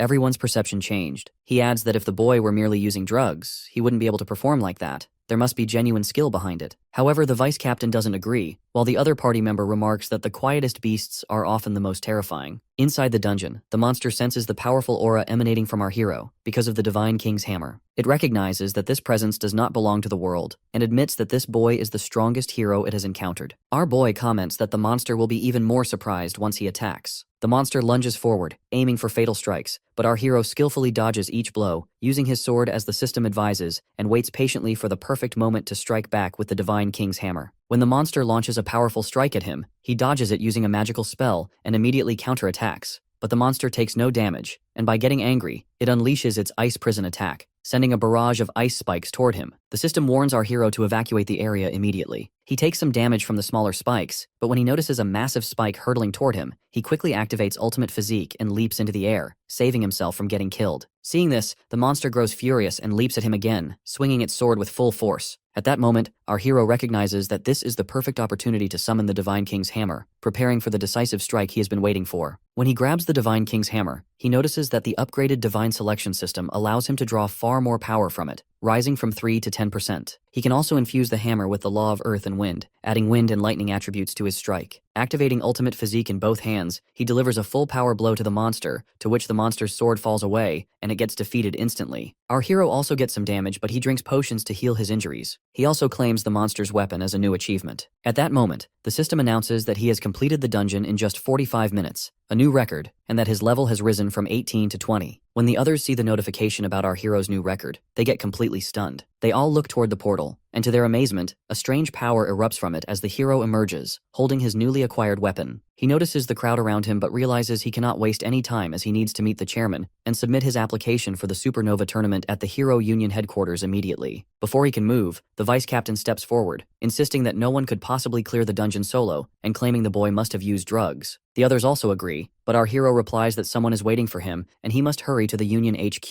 The vice captain accuses him of making excuses and running away, demanding that if his power is genuine, he should face him in a one-on-one fight. The lady captain adds that if he truly achieved his feat through real strength, she respects him, but she admits it is difficult for anyone to believe that a D-rank hero could accomplish such a task. She tells him that he must prove his strength to remove all doubts from everyone's minds. Hearing this, our hero asks about the time and the receptionist replies that it is 5 in the evening. Realizing he still has some time, he agrees to the one-on-one duel. The crowd grows even more astonished as he has just emerged from clearing the dungeons, yet he is already preparing to face the vice captain of the Wild Roses Guild. The vice captain thinks to himself that he will use the elemental explosion, a skill he has recently mastered. Even if the boy is only a C-rank hero, he doubts the boy could withstand its full power. Both combatants ready themselves, and the announcer explains the rules that there is no killing allowed in this battle. The vice captain proudly announces his level and combat power, while our hero calmly states only his level, now 20, knowing that revealing his combat power could complicate matters further. The vice captain mocks him, claiming he now understands why the boy is hiding his combat power, as it must be very low. However, our hero replies that if he revealed his true strength, everyone would be completely stunned. As the match begins, the vice captain immediately activates the elemental explosion magic on his staff. The lady captain watches nervously, feeling that using such a powerful skill right away seems unfair. But the attack has no effect on the hero. He stores his sword back into the system and activates Ultimate Physique in his right hand. With incredible speed, he leaps toward the vice captain, declaring that he is only a D-rank hero because he hasn't had the chance to level up yet. He delivers a powerful punch, sending the vice captain backward with many injuries, to which everyone watching gets shocked, including the lady captain, who wonders how she herself would have fared in his place. Then our hero turns to the crowd and asks clearly if anyone else wants to challenge him. The lady captain realizes that the boy's power is far from ordinary. One of her team members comments that this is exactly why he said the boy was strong. She orders him to hurry and take the injured vice captain for treatment. At At the same time, she openly acknowledges the hero's strength, and he thanks her politely. The receptionists then announce that there is nothing suspicious about Tsuyoshi's skills or powers, and no objections will be accepted from now on. Afterward, our hero steps outside the public caves, where the chairman greets him, amazed by his accomplishments. He remarks that he was the first to receive notice of his results and feels confident that he has discovered a truly exceptional talent. The chairman adds that the Supernova tournament starts tomorrow, and that today is the final day to register, so they need to hurry to the Adventurer Union headquarters. Our hero agrees, and when they move quickly toward the venue, the receptionist girl notices that this boy has cleared a B-rank cave solo in just 45 minutes, and gets surprised. The chairman asks her to confirm the data and quickly register him. She completes the usual procedures and announces that he has been officially approved for the tournament. She also reminds them to arrive at the venue on time tomorrow. The chairman gets happy and tells our hero that the future of their school's Adventurer Association rests on him. Our boy thinks to himself that he must win this tournament to qualify as a C-rank adventurer, which will allow him to bid on the golden regeneration liquid at auctions for his sister's leg. Afterward, he returns to his apartment and sees that his sister has already gone to sleep. He goes to his own room and opens the system. Since he leveled up to 20 in the cave, a new bonus has appeared, but he hadn't checked it earlier due to the ongoing battles. The system shows him the available bonuses, and he gets amazed as now he can choose any of his own skills to upgrade, and his ultimate physique skill can be enhanced 60 times, resolving his physical weaknesses in combat. He presses the button to upgrade, and the system quickly enhances ultimate physique. Next, he selects the Thunder Chain Fall skill to upgrade. The system transforms it into Thunderbolt, drastically increasing its range by 100 times and allowing him to continuously attack a single enemy for 10 seconds. Closing the system, he comments that he needs to get a good sleep because tomorrow is the tournament. His thoughts then turn to Sakura, who had looked worried. He resolves that once things settle here, he will return to the other world to help her. The next morning, he travels with the chairman to the tournament venue. The chairman explains that many young elites will be fighting in this tournament, risking their lives, so he must stay alert at all times. He also notices that the boy seems even stronger than before. The chairman adds that the venue is a cave inside a massive mountain, known as One Strike Mountain, because long ago, a legendary S-rank adventurer punched through it in a single blow. Our hero curiously asks if there are really S-rank adventurers in this world. The chairman replies that he has only heard about them in stories. When they arrive, our boy gets surprised by the huge size of the venue. The chairman tells him that he will accompany him for the entry process, but once the matches begin, he will have to rely entirely on himself. The organizers welcome him at the entrance, and the chairman reminds him to stay safe, to which our hero assures him that he will handle everything. When he steps into the venue, he sees many heroes gathered there, including the Adventurer Union Party, which will be his team for the tournament. Using his Divine Eye skill, he scans their abilities and notices that 2 men and a woman are all at level 36. When he introduces himself as a substitute for the Adventurer Union, the 2 men immediately mock him, questioning how a low-level hero like him could even participate. The woman comments that he probably got in through connections, and that they will need to work hard so the substitute won't have to step in. Hearing this disrespect, our hero simply sits aside, understanding that the tournament's purpose is straightforward: support the party and secure a smooth victory. He also realizes that performing well here will allow him to apply for C-rank adventurer qualification. While he considers this, the others continue mocking him. Then he notices another party, the Hido group, entering the venue. All their members are level 37, making them clearly stronger than his own party. When the Hido group hears that the boy is only a D-rank hero, they laugh and comment that the Adventurer Union will be defeated soon. Fabian, one of the union's members, feels angry and tells them to watch their words and not get ahead of themselves. Hearing this, the Hido group's senior Gon asks if he wants a warm-up sparring match without weapons before the tournament officially starts. The guy agrees and steps forward to fight. As the match begins, he leaps at Gan, aiming to strike with his secret handblade, but that guy dodges just in time and delivers a powerful kick to his leg, to which his bone gets broken. As Gan moves in for another kick, our hero jumps in between them to stop the attack. He immediately calls for the organizers to take Fabian to the medical room. Then he readies himself to face Gan and take over the sparring match. The bully feels angry at our hero's arrogance and leaps forward to punch him, but our boy quickly activates the law of earth and wind to dodge the attack. He strikes the bully's leg with a precise kick, breaking it instantly. Not stopping there, he grabs the bully by the face and slams him hard to the ground, which causes him to faint. The bully is now unable to participate in the tournament, and everyone watching gets completely shocked. Our hero then asks if anyone else wants to spar with him,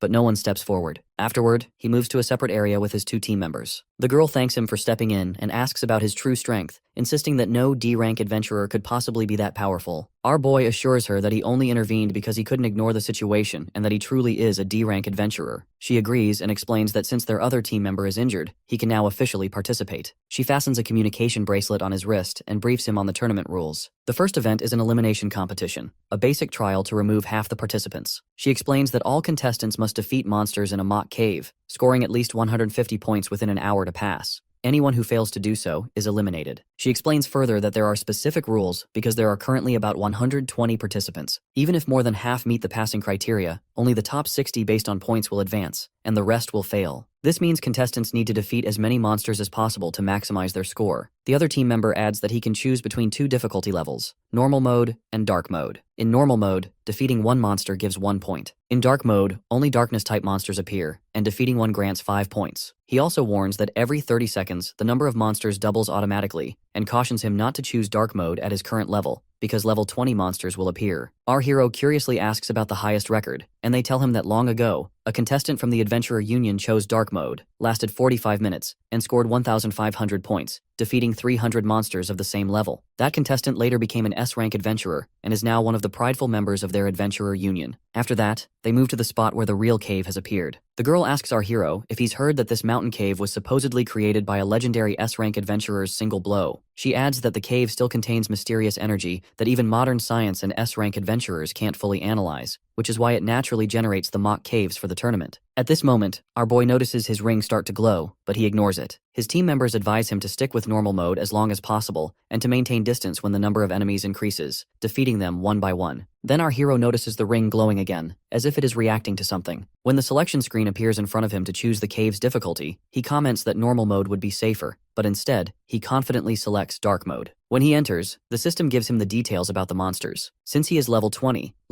darkness monsters will appear, and every 30 seconds, the same number of surviving darkness monsters will be generated. Our hero realizes why dark mode is called a nightmare. Ordinary contestants have no chance, but he is different, and this is perfect for testing his new skills. He pulls the moon sword from the system, and a huge monster appears before him. Using his divine eye skill, he sees that the monster has 8,000 combat power, and its attacks include mental damage. He also checks his own skill, Thunderbolt, which has a range of 300 meters, and allows him to attack a single enemy continuously for 10 seconds within that range. Deciding to test the monster's reactions, he looks at the mountaintop 283 meters away. Using the law of earth and wind, he swiftly flies to the top. At that moment, the darkness monsters double in number, and our hero comments that now he will take them all down together. Using the Thunderbolt skill with the moon sword, he unleashes powerful lightning strikes from the sky, hitting both monsters. Their health drops rapidly, and he notices that from this distance they haven't detected him. He realizes it's safe to defeat all the monsters while keeping his distance. When the 10 seconds of continuous lightning ends, both monsters get defeated, and he earns 10 points. Outside the dungeon, the A-rank judges sit in a separate room, carefully observing all the heroes' performances. They comment that this basic trial will eliminate half the participants, and if everything goes smoothly, should conclude in about 30 minutes. They also note that only 18 out of 100 participants have chosen dark mode. Suddenly, they realize that 10 minutes have passed, and the eliminations officially begin. At that moment, one of the judges gets shocked to see the data of our hero that this boy has defeated 98 darkness monsters in just 10 minutes, earning 490 points. When the others check, they also get confused. Noticing that he is from the Adventurer Union, they turn to the union's representative, a girl, and ask her to explain. She admits that she hasn't heard of anyone named Tsuyoshi, but when she checks her own tablet, she sees that he applied late and is registered as a substitute member of the Adventurer Union. Hearing this, the judges speculate that he must be using some special high-grade item, and some even suggest that this boy might break the record for the youngest S-rank adventurer. Meanwhile, our hero continues defeating the monsters in the cave using the Thunderbolt skill. After clearing the third wave, he drinks a potion to restore his energy, and notes that during this recovery, he only needs to wait for more darkness monsters to spawn, so it is still relatively easy to manage. He thinks about the Adventurer Union's S-rank adventurer record, which was 300 monsters in 45 minutes for 1,500 points, and decides that he will break that record now. 50 minutes later, another member from the Adventurer Union emerges from the cave after defeating 560 monsters. He considers that if he wins, he might receive better treatment in the Adventurer Union, and possibly even get direct guidance from an S-rank adventurer. He also feels curious about how many monsters Tsuyoshi and the girl have defeated by now. Just then, he notices a large crowd gathered in front of the results screen. When he approaches, he looks at the girl from his team standing nearby. He asks her how many monsters she has defeated, and she replies that she has earned 386 points in 30 minutes. When he asks about our hero, she explains that he chose dark mode, which makes the guy angry since he had told him not to select it, and he wonders if that disqualifies him. The girl reassures him that he is still in the middle of the trial. When the guy looks at the screen by himself, he gets shocked to see that our hero has defeated 588 darkness monsters and earned 2,140 points in just 53 minutes. She remarks that everyone is gathering because this boy has already broken the record for the youngest S-rank adventurer. 7 minutes later, our hero emerges from the cave, and his team members ask if he has seen his results. He confirms, and the guy exclaims that he has broken the highest record, achieving an astonishing 3,240 points by defeating 648 darkness monsters in 60 minutes. Our hero says that if he had more time, he could have defeated even more monsters. monsters. The announcer then declares him the winner of the round and the new record holder. The girl tells him he is truly the pride of the Adventurer Union, but warns that he has now become the greatest rival for everyone else. He reassures her that he expected this and can handle it on his own. Suddenly, their communication bracelets light up with messages announcing that the second event is about to begin, where they will enter the caves with their respective parties.